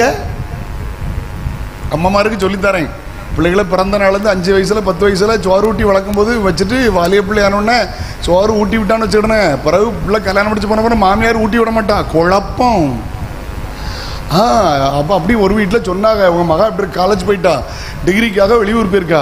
சிஸ்டர் மகா இப்படி இருக்கான்னு கேட்டேன். காலேஜ் நல்லா இருக்கா, கம்ஃபர்ட்டாக இருக்கா, but food everything is okay, good, everything is good, but என் பிள்ளை மெலிஞ்சிட்டா. ஏன்னு கேட்டேன். இட்ஸ் நாட் அவன் மிஸ்டேக் இல்லை, ஏன் மிஸ்டேக், இட்ஸ் மை மிஸ்டேக். என்னன்னு கேட்டேன். நான் கேட்டீங்களா பாஸ்டர், இங்கே படிக்கும்போது எனக்கு அவளை தான் மூத்த பிள்ளை, இளைய பிள்ளைக்கு அவளுக்கு ரொம்ப டிஃப்ரெண்ட்டு. அதனால் என்ன செஞ்சு விட்டேன்னா, நான் செஞ்ச தப்பு, சாப்பாடை ஊட்டி விட்டே வளர்த்து தொலைச்சி விட்டேன். +2 வரைக்கும் ஊட்டி விட்டேன்னா, இப்போ காலேஜுக்கு போயிட்டாளா, அங்கே வந்து ஊட்டி விடுறதுக்கு ஆள் இல்லை, மெலிஞ்சே போயிட்டான்னு. எல்லாம் இங்கே தான் இருக்கீங்களான்னு ஒழுங்காக மரியாதையை வளர்க்கணும். ஆமாம், தோத்துற போட்டும். ரொம்ப லேசினஸாக மாறி போகணும். நாங்கள் போகலை, விரும்பலை, மன்னிக்கவும். கட்டியலா இதுக்கு என்ன செல்ஃபோன் வச்சுருக்காங்களா மகா? அங்கே கட்டியலா இங்கே ஒரு எறும்பு துண்டு, ஒரு இரும்பு, ஒரு இனிப்பு கிடக்கு, வாரிகளா இல்லாம் ஃபோனில் விழிச்சுதா? எல்லாம் இங்கே தான் இருக்கேன்னு. ஹலோ, அதுக்கு சொல்லுங்கன்னு. ஃபேஸ்புக் இருக்கா, இன்ஸ்டாகிராம் இருக்கா, ட்விட்டர் இருக்கா? சாப்பாடு பொங்கி 1500 பேரை கொண்டு வரும். அதுக்கெல்லாம் இவளுக்கு கழிவு உண்டு. ஆனால் ஒரு கூட்டத்துக்கு நோட்டீஸ் கொடுத்தவங்களாம் இவளுக்கு கழிவு உண்டு. ஆனால் ஒரு கூட்டத்துக்கு நோட்டீஸ் கொடுத்து உங்களை கூட்டிகிட்டு வர கழிவு இல்லை. பற்றியலா, நான் எனக்கு சபையில் அப்படி தான் செய்வேன். அடுத்த மாதம் ஒரு பெரிய ஆன்லைன் பே நடத்த போகிறேன், இன்றைக்கே நோட்டீஸ் கொடுத்துட்டேன். அடுத்த வாரம் என்ன செய்வேன் தெரியுமா? ஒரு குடும்பத்துக்கு 5 நோட்டீஸ் கொடுப்பேன். காணிக்க போடும்போது கரெக்டாக மடித்து வச்சுருப்போம். 5 குடும்பத்தை ஜாப் பண்ணி அவங்க கொண்டு போய் கொடுக்கணும். கிறிஸ்மஸ் ஆராதனைக்கு என்ன செய்வேன் தெரியுமா? 1000 புதிய ஏற்பாடு வாங்கி வச்சுருப்பேன். தோத்திரம் ஆராதனை முடிச்சு போகிறதுக்குள்ள ஒரு டிசம்பரில் முதல் வாரத்தில் ஒரு லிஸ்ட் அடித்து கொடுப்பேன். ரட்சிக்கப்படாத 5 குடும்பத்தை பேர் எழுதி வச்சு ஜோம் பண்ணணும். ஆராதனை முடிச்சு போகும்போது வீட்டு போய் சேர்றதற்குள்ளாக 100 ரூபாய்க்கு கேக் வாங்குவீங்களோ 50 வாங்குவீங்களோ எனக்கு தெரியாது, உங்கள் திராணிக்கு குறையாமல் ஒரு புதிய ஏற்பாடு ஒரு ஆள் எடுக்கணும். கொண்டு போய் ஒரு குடும்பத்தில் கொண்டு போய் புதிய ஏற்பாடை சேர்க்கணும். அதை கொண்டு போய் சேர்ப்பதுக்கு அடையாளமாக கேக்கை கொண்டு போய் சேர்க்கணும். இல்லை அங்கே தான் இருக்கீங்களா? இல்லை நான் தப்பாக சொல்லிட்டேன்னா எதுவும்? என் காரில் இப்போ புதிய ஏற்பாடு இருக்கும். தோத்துறோம். மேடையில் பிரசங்கம் பண்ணுறதில்ல, ஊழியம் நிறைய வாய்ப்பு இருக்குல்ல. பங்கில் பெட்ரோல் போடும்போது கொடுக்கலாம்ல. வண்டி ஏறடைக்க சொன்னால் 20 ரூபா எடுத்து வச்சுருப்பேன். பாவம் இல்லை, கஷ்டப்பட்டோம் இல்லை, கொடுத்துட்டு சொல்லலாம்ல. ஹோட்டலில் சாப்பிட்டா 3 பேருக்கு டிப்ஸ் கொடுப்பேன். 1 வெளியில் இருக்கிற வாட்ச்மேன், 2வது சர்வேர், 3வது பாவம் யார் தெரியுமா? இந்த எச்சியெல்லாம் துடைக்கிறது, அதுக்கு யார் கொடுப்பா? 3 பேர் கொடுப்பேன். 3ல் யார் காயில் ஒருவருக்கு புதிய ஏற்பாடு கொடுப்பேன். வாழ்க்கையில் காலையில் வாக்கிங் போய் இப்போ கொஞ்ச நாள் போகலை. ஸோ இந்தால் வாக்கிங் போகும்போது என் புதிய ஏற்பாடில் என் ஸ்கூட்டரில் 10 புதிய ஏற்பாடாக வச்சுருப்பேன். யார் கையில் கொடுக்காம வர மாட்டேன். சுவிசேஷம் அறிவிக்காவிட்டால் நமக்கு ஐயோ. எறும்பிட்ட வந்து கற்றுக்கிட்ட ஞானம் என்ன தெரியுமா? ஒரு நன்மை கிடைச்ச உடனே எல்லாரையும் கூட்டுது. எப்படி இன்ஃபர்மேஷன் கொடுக்கணும் தெரியாது. நீங்கள் பார்த்துருக்கீங்களா? 2 எறும்பு ஒன்று சந்தித்து பேசுகிறது பார்த்துருக்கீங்களா? ஒன்றையும் பார்க்கப்படாது. கேட்டீங்களா? இப்போ மணியை பார்க்கணும். சிலருக்கு எப்போ முடிப்பிய பாஸ்டரே? ஆமாம், எப்படியும் 1:5 வரையிலும் நான் உங்களை விட்டு விலகுவதும் இல்லை, உங்களை கைவிடுவதிலும் மெய்யாகவே உங்களுக்கு சொல்லுகிறேன். போட்டு சந்தோஷமாக இருக்கீங்களா? கத்த சந்தோஷமாக கையை வருது அல்லையில சொல்லுங்கன்னு. உங்கள் சபை நல்ல சூப்பர் சபை. நிறைய சபையில் ஒரு தண்ணி கூட கிடைக்காது. இங்கே பார்த்தீங்களா, உங்களுக்கு முதல்ல மீட்டிங், பிறகு ஈட்டிங். அல்லேலூயா. முதல்ல வசனம், பிறகு அசனம். வாழ்க. இதுதான் உண்மையான ஊழியம். இயேசுநாதர் அப்படித்தான் செய்தார். 3 நாள் பிரசங்கம் பண்ணிட்டு உட்கார வச்சு அவ்வளோ இருக்கும் சாப்பாடு போட்டார்ல. சந்தோஷமாக இருக்கீங்களான்னு. எறும்புட்ட கற்றுக்கிட்ட ஞானம் என்ன தெரியுமா? நம்பர் 1 நேராய் முன்னோக்கி செல்கிறது. நம்பர் 2 ஒற்றுமையாய் வாழ்வது. நம்பர் 3 காலத்தை அறிகிற அறிவு. அது மழை காலத்தில் வெளியில் போகாது, ஆனால் கோடை காலத்தில் இந்த டைம் ஆஃப் ஹார்வெஸ்ட், அறுவடை காலத்தில் ஆகாரத்தை சேர்த்து வைக்கும், சேமிக்கிற அனுபவம், ஒற்றுமையாய் செயல்படுகிற அனுபவம். நீ பார்த்துருக்கீங்களா? ஒரு எறும்பால் அந்த துண்டை தூக்கிட்டு போக முடியாது. ஆனால் 100 எறும்பு சேர்ந்து சப்புறம் மாதிரி உருட்டிட்டு போங்க. கடகடா கடகடா கடகடான்னு சேர்ந்து ஜோம் பண்ணுங்க, சேர்ந்து ஐக்கியமாக நில்லுங்க. நீங்கள் எல்லாம் சேர்ந்து நின்னதுனால இவ்வளோ அழகான ஒரு சர்ச்சை வந்திருக்கு. பார்த்தீங்களா? எத்தனை பேர் மைமையா சொல்லுங்க? அல்லேலூயா. சிலரால உழைக்க முடிஞ்சது, சிலரால கொடுக்க முடியுது, சிலரால ஜெபிக்க முடிஞ்சது, சிலரால செய்யவேலுக்கெல்லாம் சாப்பாடு காப்பி போட்டு கொடுக்க முடிஞ்சல. எல்லாருக்கும் பிரதிபலன் உண்டுன்னே. கையை உயர்த்தி அல்லையிலே சொல்லுங்க, ஆமென் சொல்லுங்க. நான் அதெல்லாம் கடந்து வந்தவன். நான் இதெல்லாம் கடந்து வந்து கண்ணால பார்த்தவன். ஆனா என் கண்ணால என்ன பார்த்தேன் தெரியுமா? யார் யார் தேவ ராட்சியத்துக்கும் தேவ ஊழியத்துக்கும் இன்வெஸ்ட் பண்ணாங்களோ அவங்க தலைமுறையில் அவர் மானிச்சுக்கிட்டு இருக்கிறார். ஏதாவது ஒன்று செய்யணும். சொல்லுங்க, ஏதாவது ஒன்று. ஃபாதர் பர்க்மன்ஸ் பாடியிருக்காங்களா நல்ல பாட்டில்? இசை வேண்டாம், சும்மா டெமோ பண்ணி காட்டுறேன். ஏதாவது ஏதாவது செய்ய வேண்டும் ஒவ்வொரு நாளும் என் இயேசு ராஜாவுக்கே. நல்ல அந்த பாடல்லாம் சில நேரம் அவங்க அனுபவத்தை பாடியிருக்காங்க. ஏதாவது ஒன்று இயேசுநாதருக்காக செய்யணும். ஓகே, நேரம் கருதி வேகமாக உள்ள போகிறேன். நம்பர் 1, அந்த எறும்புடைய ஞானம் என்ன? பின்மாற்றம் இல்லாமல் முன்னோக்கி செல்வது. 2, ஒற்றுமையாய் வாழ்வது, ஒற்றுமையாய் செயல்படுவது. 3, காலத்தை அறிகிற அறிவு. ஆமென் சொல்லுங்க, அல்லேலூயா, ஆமென். ஞானத்தை கற்றுக்கொள். எறும்பு காலத்தை அறிகிற அறிவு இருக்கிறது. இது காலம், இது எனக்கு ஆபத்தான காலம், இது எனக்கு ஜெபிக்கிற காலம், காலத்தை அறிகிற அறிவு. 2வது போயிடலாம். 26 வாசிங்க. சத்துவமற்ற ஜந்துவாயிருந்தும் தன் வீட்டை கண்மலை மேல் தோண்டி வைக்கிற குழி முசல்கள். 2வது ஞானம் என்ன?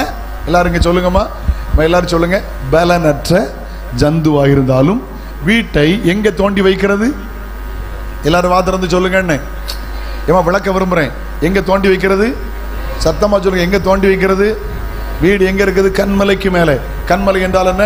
1 கொரிந்தியர் 10ஆம் அதிகாரம் 4ஆம் வசனம். The 1 Corinthians chapter 10 verse 4. அதான் வாசிங்கம்மா. எல்லாரும் ஒரே ஞானபானத்தை குடித்தார்கள். எப்படி எனில்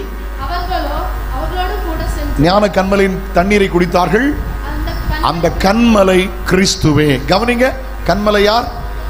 சத்தமா சொல்லுங்க. கண்மலை யார்? அந்த பாட்டு ஒரு அடி பாடலாமா? கைத்தறி பாடலாமா? கொடுமா மேட்சர் 2-4 கொடுமா. கார்டு வாசிங்க. கார்டு கரெக்டாக மேட்ச் ஆகட்டும். குட். சீயோனிலே என் தீட அஸ்திபாரம் கிறிஸ்துவே, அவன் நான் என்றும் நம்பும் கண்மலையே, அவன் நான் என்றும் நம்பும் கண்மலை. சீயோனிலே என் தீட அஸ்திபார். நல்ல கைத்தட்டுக்கு பார்க்கலாம். அவன் நான் என்றும், அவன் நான் என்றும் நம்பும் கண்மலை. புயல் அடித்தாலும் அலை மோதினாலும் எவர் எனக்கு எதிராக எழும்பினாலோ, புயல் அடித்தாலும்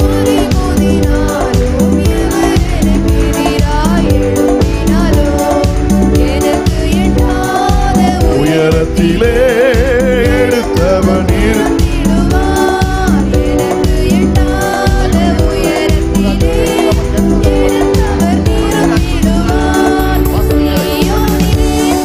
அஸ்திபாரம் கிறிஸ்துவே, அவன் நான் என்றும். நல்ல கை தட்டி பாடுங்க. Once again, one more time, come on. நம்பும் கண்மலை. சீயோனிலே என் தீட அஸ்திபாரம் கிறிஸ்துவே, அவன் நான் என்றும். யாதினாலே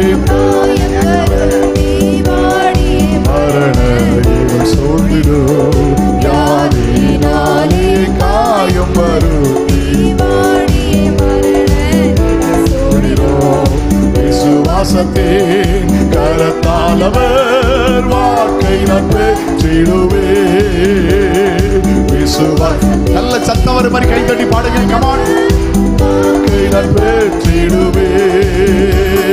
சீயோனிலே என் தீட அஸ்திபாரம் கிறிஸ்துவே, அவன் நான் என்றும் நம்பும் கண்மலை, அவன் நான் என்றும். கலங்கிடுவேனோ பதறிடுவேனோ கர்த்தரின் விசுவாசம் கையிலே. கலங்கிடுவேனோ கையிலே. அசையாய நம்பிக்கை நங்கூரமே இயேசுவின் தினமே. அல்லேலூயா. Glory, glory, glory. ஆத்திரமே. சீயோனிலே என் தீர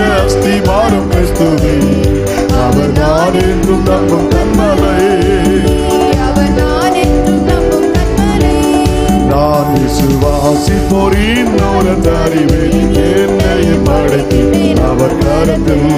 நான் விசுவாசிப்போர் இன்னொரு அறிவேன், என்னையும் படைத்தேன் அவர் கரத்தில்.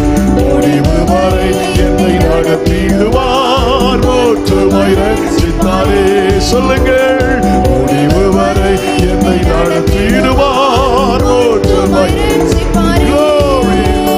சீயோனிலே என் வீர அஸ்திவாரம் கிறிஸ்துவே, அவர் நான் என்றும் நம்பும் கன்மலை.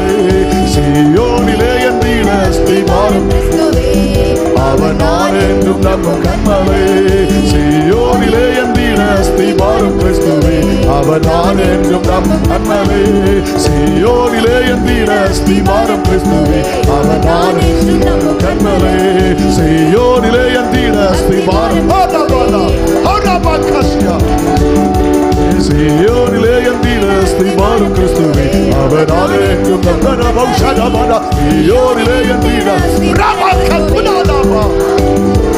சீயோனிலே என் வீர அஸ்திவாரம் கிறிஸ்துவே, அவர் நான் என்றும் நம்பும் கன்மலை. அவர் நான் என்றும் நம்பும் கன்மலை, நான் என்றும் நம்பும் கன்மலை. ஹல்லேலூயா, ஹல்லேலூயா. ஆண்டவருக்கு மகிமையா கையோர்ந்து அல்லேலூயா சொல்லுங்கள். நல்ல கவனிங்கம்மா, நல்ல கவனிங்க ஐயா. வேகமாய் முடிக்க விரும்புகிறேன் லெசன். இரண்டாவது, ஆண்டவர் முயலுக்கு கொடுத்த ஞானம் என்ன நம்ம கற்றுக் கொடுக்கிறார். ஆண்டவர் கேட்க சொல்லி இருக்கிறார். முயல் எங்க வீட்டை கேட்டு தெரியுமா? உயரமான, உரமான, உன்னதமான, உயரமான, உரமான, உன்னதமான இடத்துல வீட்டை கட்டுகிறது. தோத்திரம். கண்மலையின் மேல் தன் கூட்டை கட்டுகிற அல்லேலூயா குழி முசல்கள். உங்க வாழ்க்கையை எங்க கட்டிருக்கீங்க? பணத்துல கட்டிட்டீங்களா? உங்க வாழ்க்கையை பணத்துல கட்டாதுங்க, கண்மலையாகிய கிறிஸ்துவின் மேல கட்டுங்க. உங்க வாழ்க்கை ஆடம்பரத்துல கட்டாதுங்க, கண்மலையாகிய கிறிஸ்துவின் மேல கட்டுங்க. கையை உயர்த்தி ஒரு அல்லேலூயா சொல்லுங்களேன். நீங்க ஆசீர்வாதமா இருப்பீங்க. வாழ்க்கைக்கு பணம் தேவை, கர்த்தர் தருவார். ஆமென் சொல்லுங்களேன். வாழ்க்கைக்கு பணம் தேவை, கர்த்தர் தருவார். பிள்ளைகளை படிக்க வைக்க பணம் தேவை, கர்த்தர் தருவார். பணத்தில் வாழ்க்கை கட்டாதுங்க, பணத்தை தருகிற கர்த்தர் மேல வாழ்க்கை கட்டுங்க. ஆசீர்வாதத்தின் மேல வாழ்க்கை கட்டாதுங்க, ஆசீர்வாதத்தை தருகிற கர்த்தர் மேல உங்கள் வாழ்க்கை கட்டுங்க. ஒரு அல்லேலூயா சொல்லுவோமா? ஆண்டவருக்கு தோத்திரம். நல்ல கவனிங்க. உங்களுக்கு ஒரு 3 காரியத்தை சொல்லித்தரேன், சிம்பிளா சொல்லித்தரேன். மத்தேயு 7ஆம் அதிகாரம் 24, 25. அது எல்லாருக்கும் தெரியும், நிறைய கேட்டிருப்பீங்க, பிரசங்கித்து கேட்டிருப்பீங்க. வாசிக்கலாம். மத்தேயு 7ஆம் அதிகாரம். ஆகையால் நான் சொல்லிய இந்த வார்த்தை சொன்னார், ஆகையால் நான் சொல்லி இந்த வார்த்தைகளை கேட்டு இவைகளின்படி செய்கிறேன் இவனோ அவனை கண்மலையின் மேல் தன் வீட்டை கட்டின புத்தி உள்ள மனுஷனுக்கு ஒப்பிடுவேன். ஒப்பிடு. கவனிங்க, அவனை கண்மலை மேல் தன் வீட்டை கட்டின புத்தி உள்ள மனுஷனுக்கு ஒப்பிடுவேன். Come on come on come on come on. எங்கே எங்கே தோத்திரம். கண்மலை மேல் வீட்டை கட்டின புத்தி உள்ள மனுஷன் பாக்கியவன். நல்ல கவனமா கேளுங்க. ஞானம் என்றால் இயேசு, வீடு என்றால் நான். கமான். கண்மலை என்றால் கிறிஸ்து. ரைட். அந்த கண்மலை கிறிஸ்துவே. கிறிஸ்து மேல என் வாழ்க்கை 2 பேர் வீடை கட்டினாங்க. ஒருத்தர் எங்க கட்டினாங்க? மண்ணுல. இன்னொருத்தர் கட்ட வீட்டை எங்க கட்டினாங்க? இன்னைக்கு நிறைய பேருடைய வாழ்க்கை எங்க கட்டிருக்காங்க? உலகத்துல. உலக சிநேகிதம் அழிந்து போகும். ஆமென். கண்மலையாக கிறிஸ்து மேல் வாழ்க்கை கட்ட வேண்டும். பூமிக்குரியவைகள் அல்ல, மேலானவைகளை நாடுங்கள். ஆமென் சொல்லுங்களேன். நீங்க கவனிங்க. 3 டெமிட்டேஷன். நம்பர் 1 பெருமழை. எல்லாரும் சொல்லுங்க, சத்தமா சொல்லுங்க. நம்பர் 1 பெருமழை. சரி. நம்பர் 2 பெரு வெள்ளம். நம்பர் 3 காற்று. பெருமழை நேற்று அடிச்சிடலாம், கூட்டம் முடிஞ்ச உடனே கேட்டீங்களா? நாகர்கோயில் வரையிலும் கடுகனவேனும் குறையலை. நான் டிராவல் பண்ணும்போது பார்க்குறேன், முன்னாலே மேடு பள்ளம் ஒன்றும் தெரியல, கடுகளவேனும் குறைவில்லை. அடிச்சு அடிங்க. ஒரு மணி நேரம், அரை மணி நேரம், 1 hour இருக்கும்னு நினைக்கிறேன். போய் சேர்ற வரைக்கும் கடுமையான மழை, பெருமழை. நான் அங்கே போகும்போது பார்த்தேன், திக்கணங்கோடு பக்கத்தில் போத்தேன். கட்டியலா திக்கணங்கோடு பக்கத்தில் ஒரு அந்த பெட்ரோல் பங்க் பக்கத்தில் ஒரு குளங்கடக்கு ரோட்ல. அங்கே பார்க்க பாவம், ஒரு வீட்டுக்குள்ளே தண்ணி போயிட்டு, நீ வீட்டுக்குள்ளே தண்ணி துமுதுன்னு உள்ள போகுது. இது நேற்று நான் பார்த்த நிலைமை. பெருவெள்ளம். Listen listen listen. பெருவெள்ளம் வெளியிலிருந்து வீட்டை தாக்குது. கவனிங்கள். நான் வீடு, பெருவெள்ளம் வெளியிருந்து வீட்டை. இப்போ மழை அடிச்சதுல நேற்று உள்ள இருந்து ஒருத்தர் நனையல, உள்ள பாதுகாப்பாக இருந்து இல்ல. பெருவெள்ளம். சில நேரம் பாருங்க, வெளியில் உள்ள பிரச்சனை, சமுதாய பிரச்சனை, தொழில் ஸ்தலத்தில் உள்ள பிரச்சனை, வேற நண்பர்களால் வர பிரச்சனை, உறவுகளால் வர்ற பிரச்சனை வெளியே இருந்து நம்மை தாக்கலாம். நம்பர் 1. நம்பர் 2 பெருவெள்ளம். சொல்லுங்க. தாழ்வான பகுதியில் வீடு இருந்தா வெள்ளம் உள்ள வந்துருங்களா?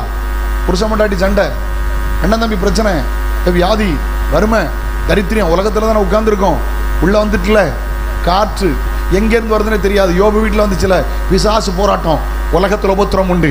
வெளியிலேருந்து வருகிற பிரச்சனையோ, வீட்டுக்குள்ள வருகிற பிரச்சனையோ, எங்கேருந்து வருகிற பிசாசு போராட்டமோ நம்மை சந்திக்கலாம். ஆனால் நீ கிறிஸ்துவாகிய கன்மலையின் மேல் கட்டப்பட்டது உண்மையானால் உன் வாழ்க்கை நிலைத்திருக்கும். நம்புறவங்க ஆமோதிக்கிற மட்டும் கையை தட்டி கத்திர மயப்படுத்துங்க. அல்லேலூயா.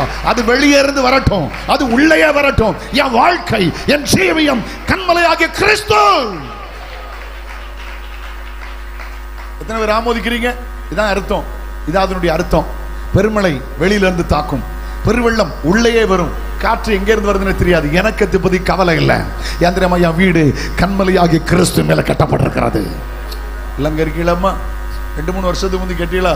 2-3 வருஷத்துக்கு முந்தி ஒரு ஏப்ரல் மாசத்துல எல்லாம் காது கொடுத்து கேளுங்க, சொல்லி தாரேன் உங்களுக்கு. 2 கூட்டம். ஒன்று ஏப்ரல் 2019 நினைக்கிறேன், மேபி ஐ திங்க் 19 இருக்கலாம். அந்த கொரோனா வர்றதுக்கு முந்தி நினைக்கிறேன், என்னுடைய அறிவு சரியாக இருந்தால் 18-19 தெரியல. Okay, good. லிசன். அந்த வருஷம் ஏப்ரல் மாதத்தில் ஃபர்ஸ்ட் வீக் நான் கோத்தகிரிக்கு போயிருந்தேன். கன்வென்ஷனில் பேச பண்ண கோத்தகிரி பாஸ் ஜார்ஜ் தாமஸ் அவங்க சர்ச் போயிருந்தேன்.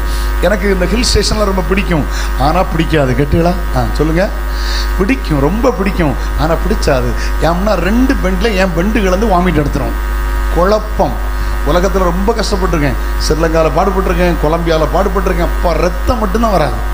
அதனால் நான் ஒரு ட்ரிக்ஸ் வச்சுருக்கேன். என்ன வச்சுருக்கேன்னா, அந்த ஃபவுண்ட்ரியிலேருந்து நான் பைக் ஓட்டிகிட்டு போவேன். ஏதாவது வண்டி தந்தால் போவேன். கொடைக்கானல் அப்படி தான் போவேன், ஊட்டிக்கு அப்படி தான் போவேன். அவங்க சொன்னாங்க அந்த காரன் படம் ஒரு கார் வேண்டாம். கேட்டீங்களா? நான் பாடுபட விரும்பலை. தோத்துறோம். ஏன்னா பாதி தூரம் உபத்திரகாலம், அதுக்கு மேலே மகா உபத்திரகாலம். பிறகு நான் பிரசங்கம் பண்ண முடியாதங்க, போய் படுத்தான் கிடக்கணும். அதனால் கீழே இருந்தே பைக்கில் போயிடுவேன். குழப்பம் இல்லை, பைக்கு தாங்கன்னு என்ஜாய் பண்ணிட்டு ஓட்டிகிட்டு போவேன். அப்படி போகும்போது ஒரு தம்பி சொன்னான், பாஸ்டர் ஒரு பிளைன் டீ குடிச்சிட்டு போகலாமா, பிளாக் டீ குடிச்சிட்டு போகலாமா அப்படின்னு சொல்லி ஒரு கடையில் நிப்பாட்டோம் பாதி தூரம். அவன் சொன்னான், this is a last view point. இதுதான் கீழே இருந்து மேட்டுப்பாளையத்தை பார்க்க முடியும் பாஸ்டர், அதுக்கப்புறம் எஸ்டேட்டில் போயிடுவான். நான் கர்த்தர் ஒரு பாடம் கற்றுக் கொடுத்தார். எல்லாரும் காது கொடுத்து கேளுமா? ஐயா கேளுங்க. ஒரு பாடத்தை கற்றுக் கொடுத்தார். டீ குடிச்சிட்டு ஒரு பார்வை மையத்திலிருந்து மேட்டுப்பாளையத்தை பார்க்குறேன். அவ்வளோ தூரம் வந்துட்டோம், ஆயிரக்கணக்கான அடி உயரம் வந்துட்டோம். அதுக்கு அங்கே தெரியாது. பெரிய பெரிய வீடுலாம் சின்ன பொடி எறும்பு மாதிரி இருக்கு. ரோட்டில் போகிற பெரிய ட்ரக்ஸ்லாம் ஒரு சின்ன ஒரு சின்ன பொடி மாதிரி தெரியுது. அப்போ ஆண்டவர் கற்றுக் கொடுத்தார், நாம் படைச்ச என் மலைக்கு மேலே ஏற ஏற ஏற ஏற இந்த உலகமெல்லாம் சின்னதாகிட்டே இருக்கு. அப்படின்னா கிறிஸ்துவாகிய கன்மலை மேலே ஏற ஆரம்பிச்சா உலகம் உனக்கு சின்னதாகிட்டே இருக்கும். எத்தனை பேர் புரிஞ்சிட்டீங்க? ஆமா, ஆண்டவர் படைச்ச மலைக்கு மேலே போனா எல்லாம் சின்னதாகிட்டு இருக்கலாம். இது இப்படி. அந்த ஏப்ரல் லாஸ்ட் வீக்ல எங்க போன தெரியுமா? மூணாறுல திருவள்ளால ஒரு கன்வென்ஷன்ல பேசிட்டு அங்க இருந்து ஐபிசி சென்ட்ரல் கன்வென்ஷன் பேச கூப்பிட்டுருந்தாங்க. மூணாறு போயிட்டு இருக்கேன். அப்போ வேற வழி இல்லை, என் கார்ல தான் போக வேண்டியது இருந்துச்சு. அடிமாலி, அது ரொம்ப பிரச்சனை இல்லை, ரொம்ப கேர்பின் பென்ஸ் ரொம்ப இல்லை. அடிமாலி வழியா போறேன். எனக்கு ஒரு ஹோட்டல் புக் பண்ணியிருந்தாங்க, லொகேஷன் போட்டு போறோம். கரெக்டா 2 கிலோமீட்டருக்கு முந்தி போகும்போது டிராஃபிக் ஜாம். ஏன்னு சொல்லட்டுமா? ஒரு மஞ்சுவா தெரியலையே, இந்த ஒரு வெண்மேகம் வந்து மூடும்ல கேரளால எஸ்டேட்ல, நீங்க ஒரு இடம் போனது இல்லையோ? அப்போ அப்படி அது கேட்டீங்களா? கருங்கலை விட்டு வெளியே வரக்கூடாது. அட ஆத்துமாக்களை போகணும் 4 இடத்துக்கு கேட்டீங்களா? ஆமாம், அப்படியே ஒரு மேகம் இறங்கிச்சு பாருங்க. ஒரு 10 நிமிஷம் அப்படி குத்து இருட்டா மாறிட்டு. அன்னைக்கு ஒரு பாடத்தை கற்றுக் கொடுத்தார். இந்த பக்கத்தில் டீ எஸ்டேட்ஸ் தெரியல, இந்த பக்கத்தில் பள்ளம் தெரியல, முன்னால் இருக்கிற கார் தெரியல, பின்னால் இருக்கிற கார் தெரியல. அப்போ நான் ஆண்டவர் கற்றுக் கொடுத்தாரேப்பா, நான் படைச்ச மலைக்கு மேலே வந்து ஒரு மேகம் மூடுமானா உனக்கு உலகம் தெரியலையே. நான் என்னுடைய மகிமை மூடுமானால் உனக்கு உலகம் தெரியாது. கிறிஸ்துவாகிய கன்மலை மேல் கட்டப்பட்டால் தேவ மகிமை உங்களை மூடும். உலக சிற்றின்மங்களோ, உலக ஆடம்பரங்களோ, உலக ஆசபாசங்களோ தெரியாது. எங்க பார்த்தால் வெண்மை, எதிலும் தேவ மகிமை. விளங்கி கொண்டவர்கள் கையை உயர்த்தி அல்லேலூயா சொல்லுங்களேன். அம்மா ஏசாயா 51:1 அப்படித்தானே வாசிக்கிறோம். வாசிங்க, டக்குன்னு வாசிங்க, முடிச்சிடலாம். ஏசாயா 51:1 வாசிங்க. நீதியை பின்பற்றி கர்த்தரை தேடுகிற நீங்கள் எனக்கு செவி கொடுங்கள். நீங்கள் வெட்டி எடுக்கப்பட்ட கன்மலையும் தோண்டி எடுக்கப்பட்ட குழியின் துறவையும். அது யாருக்கு தெரியுமா? 2000 வருஷத்துக்கு முந்தி இயேசு கிறிஸ்து விழாவிலே குத்தப்பட்டார். வெட்டி எடுக்கப்பட்ட கன்மலை, தோண்டி எடுக்கப்பட்ட குழியின் துறவு இரட்சகராகிய இயேசு கிறிஸ்து. அவரை பாருங்கள். ஏசாயா 26:4 பாருங்க. 26:4. ஏசாயா 24:6 வாசிப்பீங்களா? கர்த்தரை என்னன்னைக்கு நம்புங்கள். கர்த்தரை யெகோவா நித்திய கன்மலையா இருக்கிறார். கர்த்தரை யெகோவா நித்திய கன்மலை. உங்கள் வாழ்க்கை கிறிஸ்துவாகிய கன்மலை இருக்கிற என்ன ஞானம்? இயேசுவையே சார்ந்து கொள்ளும் ஞானம். புயல் வந்தாலும், அந்த பாட்டு பாடணும்ல, புயல் அடித்தாலும் அலை மோதினாலும். வேண்டாம் வேண்டாம் வேண்டாம் வேண்டாம் தம்பி வேண்டாம். எனக்கு எட்டாத உயரத்திலே எடுத்தவர். அந்த வார்த்தை ரொம்ப நல்லா பரிசுத்தவான்கள் எப்படி பாடியிருக்காங்க பார்த்தீங்களா, சூப்பர்ல. புயல் அடித்தாலும் அலை மோதினாலும் எவர் எனக்கு எதிராக எழும்பினாலும் அசையாத என் கண்மலை கிறிஸ்து. உங்க வாழ்க்கை எந்த சூழ்நிலையிலும் கிறிஸ்துவையே சார்ந்து கொள்ளுங்கள்.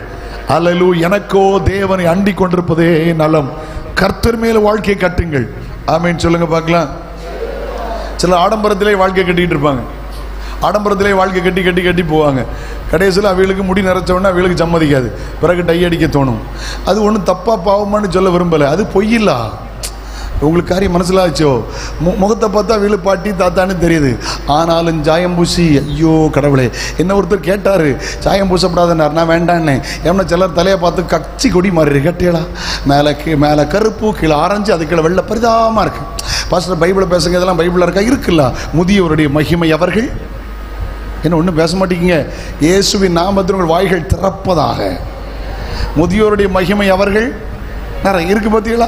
அப்போ நமக்கு இந்த மகிமெல்லாம் எதுக்கு அப்படின்னு நான் என்ன திருத்திக்கிட்டேன் கேட்டீங்களா? அதை உங்களுக்கு கொஞ்சம் சொன்னேன், வேற நீங்கள் கோவப்படக்கூடாது கேட்டீங்களா. அது எனக்கு இப்படி பைபிளில் படித்தேன். இது ஆடம்பரத்தை சார்ந்து வாழ்ந்தவுடனே இது பெருசானாலும் இதுக்கு இனி உன் வயசை தலை முடிய சாயம் பூசி வெள்ளையாக்கிட்டியே, உங்கள் வயசை திருப்ப முடியுமா? எல்லாம் இங்கே தான் இருக்கீங்களான்னு. ஆமாம், ஒருத்தர் பார்த்து எடுத்து நல்ல குவாலிட்டியாக பூசணும் கட்டியலா. மாதிரி ஞாயிற்றுக்கிழமை கூட்டத்துக்கு வரும்போது மழை பெஞ்சுன்னு வச்சுருங்களேன், மாதிரி அவ்வளோ வெள்ளை சாலையில் எல்லாம் ஒரு மாதிரி போயிடும். போட்டு கொஞ்சம் பார்த்து எடுத்து வாழ்க்கையை கர்த்தரை கட்டணும். ஆமேன்னு சொல்லுங்களேன். நிறைய பிள்ளைகள்லாம் கருத்தை குட்டியோ வெளுத்த குட்டி நல்லா தான் இருக்குது, ஒன்றும் கொள்ளலாம், குழப்பம் இல்லை. ஆனால் இப்போ கல்யாணத்துக்கு வரும்போது என்ன குழப்பம் வந்துச்சோ தெரியல. மேடைக்கு வரும்போது ஒழுங்காக மானமரியாதையாக வராமல் அங்கே போய் இந்த பெயிண்ட் அடிக்க எவ்வளோயாவது கூப்பிட்டு வந்து லேயர் 1 2 3 4 அடித்து கட்டிடா. அன்றைக்கி எங்களுக்கு கல்யாணம் நடத்தின எங்களுக்கு ஒன்று கண்ணு விளங்காமல் போனால் குழப்பம் இல்லை. மேடைக்கு வரும்போது பீசாஸ் மாதிரி வராள. எனக்கு இப்படி கொஞ்சம் பேசினா அதை நிம்மதியாக இருக்குன்னு கேட்டீங்களா. அப்போது எல்லாம் இங்கே தான் இருக்கீங்களான்னு. ஆமாம், தோத்துறோம், வர குழப்பம் ஒன்றும் இல்லை. ஆனால் நேற்று வரைக்கும் நல்லா தருது, இப்போ என்ன ஆச்சோ தெரியலன்னு. சந்தோஷமாக இருக்கீங்களா? உலகம் கொஞ்சம் வந்துட்டுலாம் கட்டுங்க, கண்மலையாக்கி கிறிஸ்து மேலே கட்டுங்க, ஆடம்பரத்தில் கட்டிடாதுங்க. எனக்கு 4 ஆண் பிள்ளைகள். நான் சில பொருத்தனைகள் பண்ணியிருந்தேன். அதில் 1 ஜாதி பார்க்கக்கூடாது, 2 டவுரி வாங்க மாட்டேன், 3வது என் வீட்டுக்கு வர பிள்ளைகள் ஆடம்பரத்துக்கு நான் அனுமதிக்க மாட்டேன். ஆதாரபூர்வமாக சொல்கிறேன். நான் அந்த 4ஐயும் செய்து முடிக்க கர்த்தர் கிருபை தந்தார். ஆமேன். நான் சொல்கிறேன், என் வீட்டுக்கு வர்ற மருமக கல்யாணத்தன்னைக்கு ஒயிட் சாரி தான் கட்டிருக்கணும் ஆராதனையில். தோத்துரும். ரொம்ப லிப்டிக் போட்டு பியூட்டி பார்லர்ஸ் போகிறதுக்கு ஐ நாட் இன்ட்ரெஸ்ட். அதில் நான் ஒத்து போக மாட்டேன்.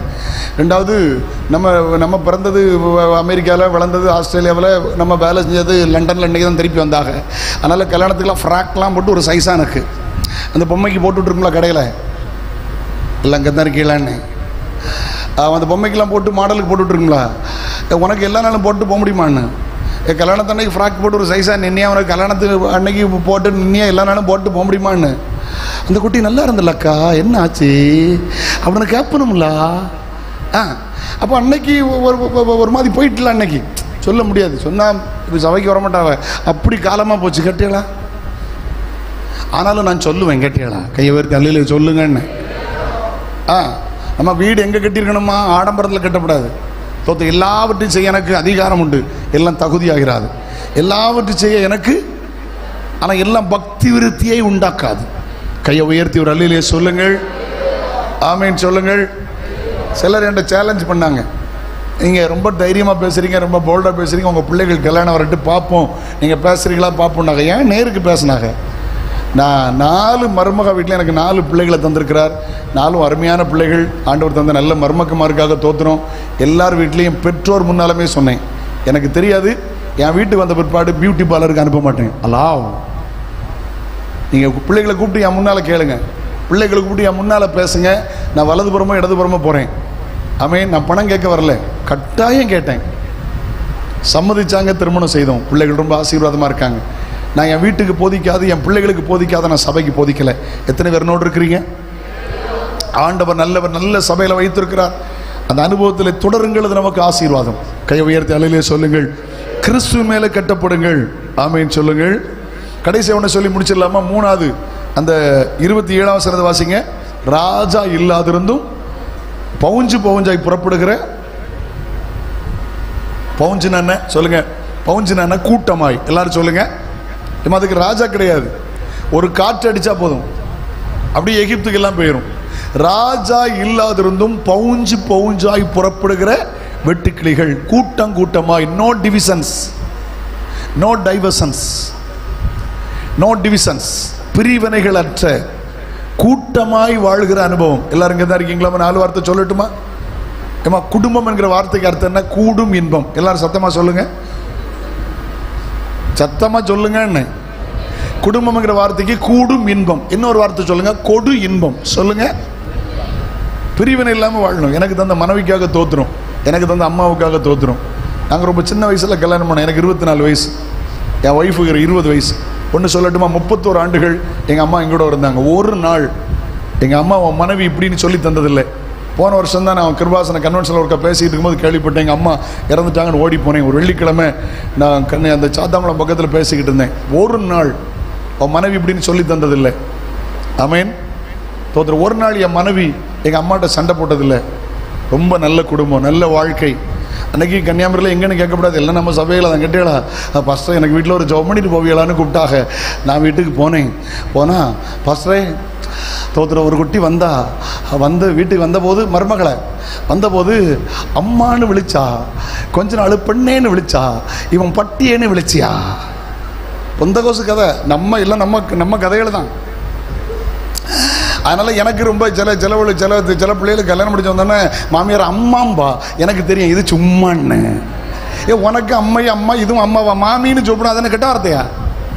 அம்மான்னு சொல்லுறது ரொம்ப நாள் ஓட மாட்டுக்குல்ல. வேறு ரொம்ப நாள் நீ பேசி போட்டும், நேரம் ஆகிட்டு கேட்டீங்களா? 4 வார்த்தை குடும்பத்துக்கு சொல்லிட்டு போகணும். குடும்பங்கள் இன்றைக்கி அங்கெங்கேயும் கிடக்கு. தோத்துரும். என் மனைவிட்ட நான் சொன்னேன், திருமணம் பண்ணி முதல்ல சின்ன வயசில் சொன்னேன், ஒரு நாள் தனி குடித்தனம் போகக்கூடாது. அவங்க நம்மளோட மூத்தவங்க, கஷ்டத்தில் வாழ்ந்தவங்க, உங்களுக்கு நமக்கு ஆசீர்வாதமாக இருக்கணும். ஆமீன் சொல்லுங்களேன். அல்லேலூயா. பிரிவினையற்று வாழணும். எல்லாரும் சொல்லுங்க, என்ன பிரிவினையற்று? சத்தமாக சொல்லுங்க, பிரிவினையற்று. சிலருக்கு எப்படி தெரியுமா, கல்யாணம் முடிஞ்ச உடனே புருஷனை கூட்டி தனியாக போயிடணும், அந்த கிழவனையும் தெருவில் விட்டு போயிடணும். நீ எப்படி நல்லா இருப்ப? வசனம் என்ன சொல்லுது? உன் ஆயுசு நாள் நீடித்திருக்க உன் தாயின் தகப்பனையும் சொல்லுங்க. கணமண்டனா முதியோர் இல்லத்தில் கொண்டு பிரியாணி வாங்கி கொடுக்கதா? உனக்கு வீட்டில் கஞ்சி குடிச்சா மதி. அங்கே முதியோர் இல்லத்தில் போய் பிரியாணி சாப்பிடணும்னு அவசியம் இல்லை. உனக்கு வீட்டில் இருந்து பழஞ்சி குடிச்சா போதும், அது உனக்கு ஆசீர்வாதம். என்ன ஆமேன்னு சொல்ல மாட்டேங்க? இப்போ நல்லையிலே சொல்ல கேட்டியலா? இந்த பெந்தகோஸ்தில் 2 வார்த்தை படாத பாடுபடும். நம்ம ஆமேன்னா இவ அல்லையிலியாம்பாக, நம்ம அல்லையிலியானா ஆமேன்பாக. கஷ்டம். சந்தோஷமா இருக்கு. எல்லாம் இங்கே தான் இருக்கீங்களா? மாமியார் மருமகள் 2 பேர் இருக்கீங்களா? மாமியார் மருமகள் இருக்கவே மட்டும் கை தூங்க பாப்போம். கை வரமாட்டுக்கு, இதுக்கே கை வரமாட்டுக்கு. அப்போ என்னொன்று கேட்பேன், எப்படி கை வரும்? அதில் உட்காருங்க. மாமியார் மட்டும் வருது, மருமக கை வரல. நான் கேட்டா, இப்போ எளிமையை நின்று மாமியார் மருமகளும் நகோமி ஓர்பால் மாதிரி முத்தமிட சொன்ன எத்தனை பேர் ரெடியாக இருக்கிய? இல்லை இங்கே தான் இருக்கீங்களா? சில மருமக சொன்ன நல்ல வேலை கை தூக்கலப்பான்னு.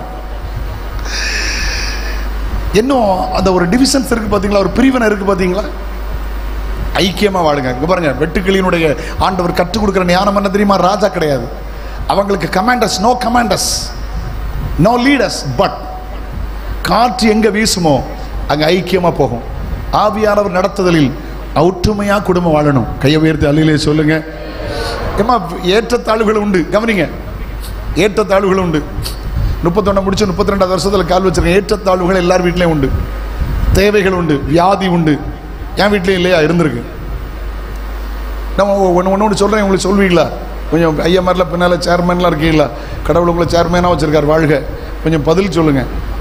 பொய் சொல்லிடக்கூடாது, நரகத்துக்கு போயிருவீங்க. கல்யாணம் முடிச்சு என் வாழ்க்கையில் இது வரைக்கும் சின்ன பிரச்சனை கூட இல்லைன்னு சொன்னால் கை தூக்கும் பார்ப்போம். பொய் சொல்லிடக்கூடாது. நல்ல வேளை யாரும் கை தூக்கலை. கட்டியலா? ஒருவேளை கை தூக்குனா இவன் கிறுக்கனா இருப்பா, அது கிறுக்கியாக இருக்கும்.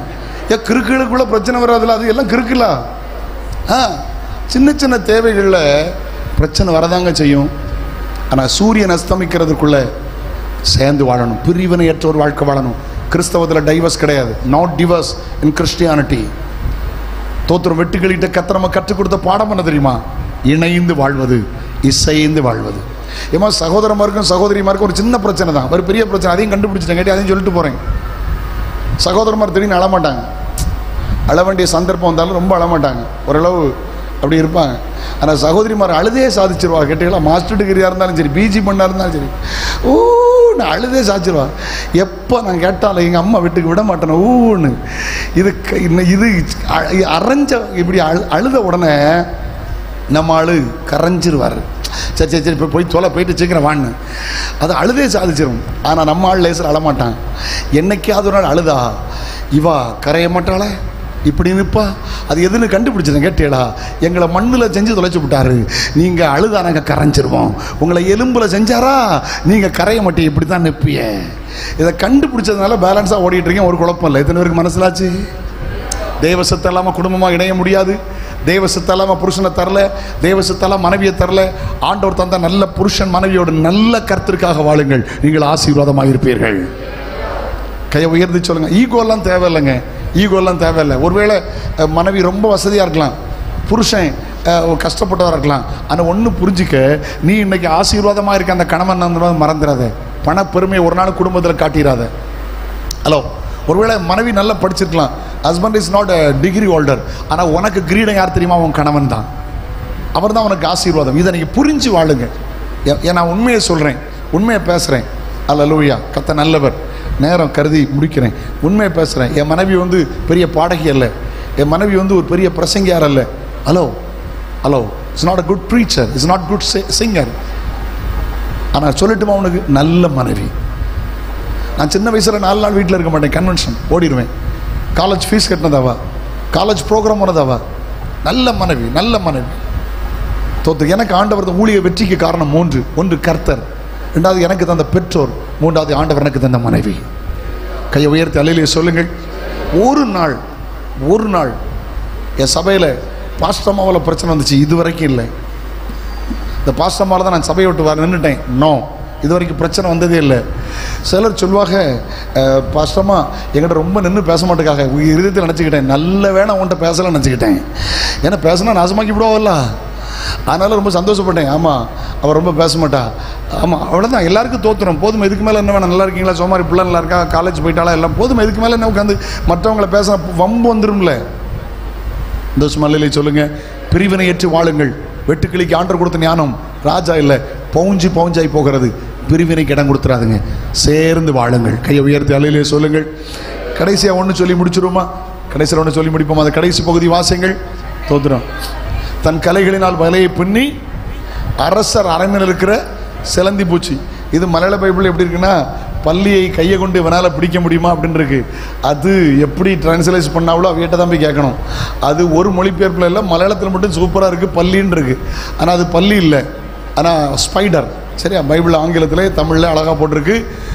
கைகளினால் வலையை பின்னி அரசர் அரண்மனையில் இருக்கிற சிலந்தி பூச்சி. ஏமா இது எதை காட்டுக்கிற தெரியுமா? நம்ம 2 கோடி ரூபாய்க்கு வீடு கட்டியிருப்போம், 2 கோடி ரூபாய்க்கு சர்ச்சை கட்டியிருப்போம். ஆனால் 1 பைசா செலவழிக்காமல் உயரமான இடத்துல ஒரு அழகான கூடை கட்டி வாசம் பண்ணுது. இது எது நம்ம கட்டுத்தரு தெரியுமா? இந்த உலக வாழ்க்கை 70-80 வருஷம். ஆனால் கைவேல இல்லாத வீட்டு நமக்கு மேலே இருக்கிறது. இங்கே இருந்தே கட்ட வேண்டும். அதுக்கு தான் ரட்சிப்பு, அதுக்கு தான் அபிஷேகம், அதுக்கு தான் கிருபை. கண்ணில் மூடுமா, ஜெபம் பண்ணுமா, முழங்கால் படிடுமா? ஆண்டவர் நல்லவர், பூமி குருவில் அல்ல மேலானதை நாடுங்கள். இங்கே இருந்து உங்கள் பரலோக வாழ்க்கை கட்டி எழுப்புங்கள். ஹல்லேலூயா, ஹல்லேலூயா, ஹல்லேலூயா. இந்த உலகத்தில் நீங்கள் சுகமாக இருப்பீர்கள், இந்த உலகத்தில் நீங்கள் சமாதானமாக இருப்பீர்கள், இந்த உலகத்தில் சந்தோஷமாக இருப்பீர்கள். ஆனாலும் 70-80 வருஷம் நம்முடைய வாழ்க்கை மாறி போகும். நமக்கு ஒரு வீடை கர்த்தர் மத்தியாகாயத்திலே ஹல்லேலூயா பரலோக ராஜ்யத்திலே கர்த்தர் நமக்கு வைத்திருக்கிறார். ஹல்லேலூயா. உங்களுடைய ஞானம் எப்படி? எறும்பை போலவா? கண்மலையாகிய கண்மலையில் கட்டப்பட்ட குளிமுசலை போலவா? உங்களுடைய ஞானம் எப்படி? Glory be to God, glory be to God. எல்லாரும் ஜெபணுமா, எல்லாரும் ஜெபணுமா, அர்ப்பணித்து ஜெபணுமா. முடிந்தா பலன் இருக்கிறவர்கள் முழங்கால் படிக்கிட்டுக் கொள்ளுங்கள். Just kneel down. உங்களுக்கு பலன் இருக்குமானால் நெடு முழங்கால் படிக்கிட்டுக் கொள்ளுங்கள்.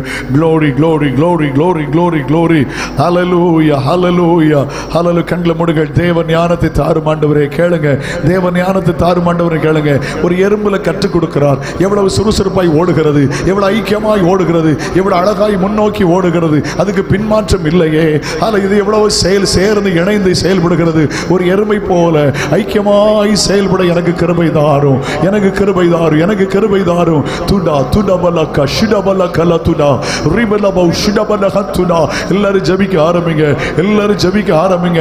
ஒரு கண்மலை, ஒரு குழிமுசல் பலனற்றது, ஆனால் வீட்டை கண்மலை மேல கட்டியதே. நீ உங்க வாழ்க்கை எங்க கட்டியிருக்கிறீர்கள்? கிறிஸ்துவாகிய கண்மலை மேல வாழ்க்கை கட்டப்பட்டிருக்கிறதா? ஊரபாலா ரிகபாலா ஹத்துடபாலா ஓரபாலா கஷியாலபா. ஹalleluya ஹalleluya. என்ன உயர்த்துவார் மகளே, என்ன உன்னை கனம் பண்ணுவார். உன் வாழ்வு கிறிஸ்துவின் மேல இருக்கட்டும். ஹalleluya. அவர் என் தேவனாகிய கர்த்தர், என் பலன். அவர் என் கால்களை மான்கால்களை போலாக்கி உயரமான ஸ்தலங்களிலே என்னை அவர் நிற்க பண்ணுகிறார். Rasha baka baka tara turabala rasha kabala rababaka dudibida baka ba shigabala kababari antarala rologo shidabala kamalia. Hallelujah hallelujah hallelujah hallelujah. நல்ல கை அடிச்சு ஆண்டவரை துதிங்க, நல்ல கை அடிச்சு சகோதரனே, உன் வாழ்வு கிறிஸ்துவின் மேல கட்டப்படட்டும், உங்க வாழ்க்கை கிறிஸ்துவின் மேல கட்டப்படட்டும். ஓ ரபனா ஹம்துடாபலா ரியாலபா. 7 அஸ்திபாரம் இருக்கிறதா? அஸ்திபாரத்தின் மேல் நீ கட்டப்பட்டிருக்கிறாயா? 7 தூண்கள் உன் வாழ்வில உண்டா? கிறிஸ்து வாசம் பண்ணுகிற வீடாய் இருக்கிறாயா? ஞானம் என்றால் இயேசு, வீடு என்றால் உங்களுடைய வாழ்க்கை. 7 தூண்கள். ஹalleluya. அன்னைக்கு ஆலயத்தில் 2 தூண்கள் இருந்தது.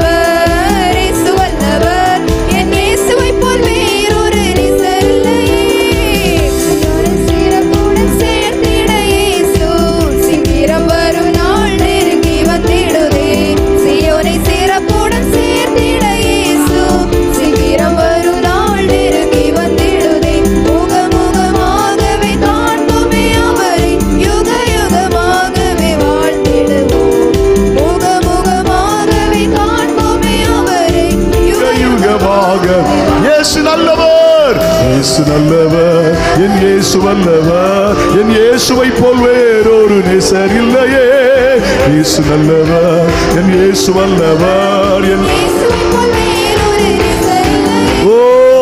நல்லவர், என் இயேசு வல்லவர், இயேசுவை போல் வேறொரு இயேசு நல்லவர், என் இயேசு வல்லவர், என் இயேசுவை போல் வேறொரு இயேசு நல்லவர், இயேசு வல்லவர், என் இயேசுவை போல் வேறொரு நேசர் இல்லையே. இயேசு நல்லவர், இயேசு வல்லவர், என் இயேசுவை போல் வேறொரு நேசர் இல்லையே. சியோனை சீரப்புடன் சேர்த்திட இயேசு சீக்கிரம் மறுநாள் நெருங்கி வந்திடுதே. சியோனை சீரப்புடன் சேர்த்திட இயேசு சீக்கிரம் மறுநாள் நெருங்கி வந்திடுதே. முகமுகமாகவே காண்போமே அவரை, யுக யுகமாகவே வாழ்ந்திடுவோம். அவன் முகமுகமாகவே காண்போமே அவரை. Glory, glory, glory. இயேசு நல்லவர், என் இயேசு வல்லவர், என் இயேசுவை போல் வேறொரு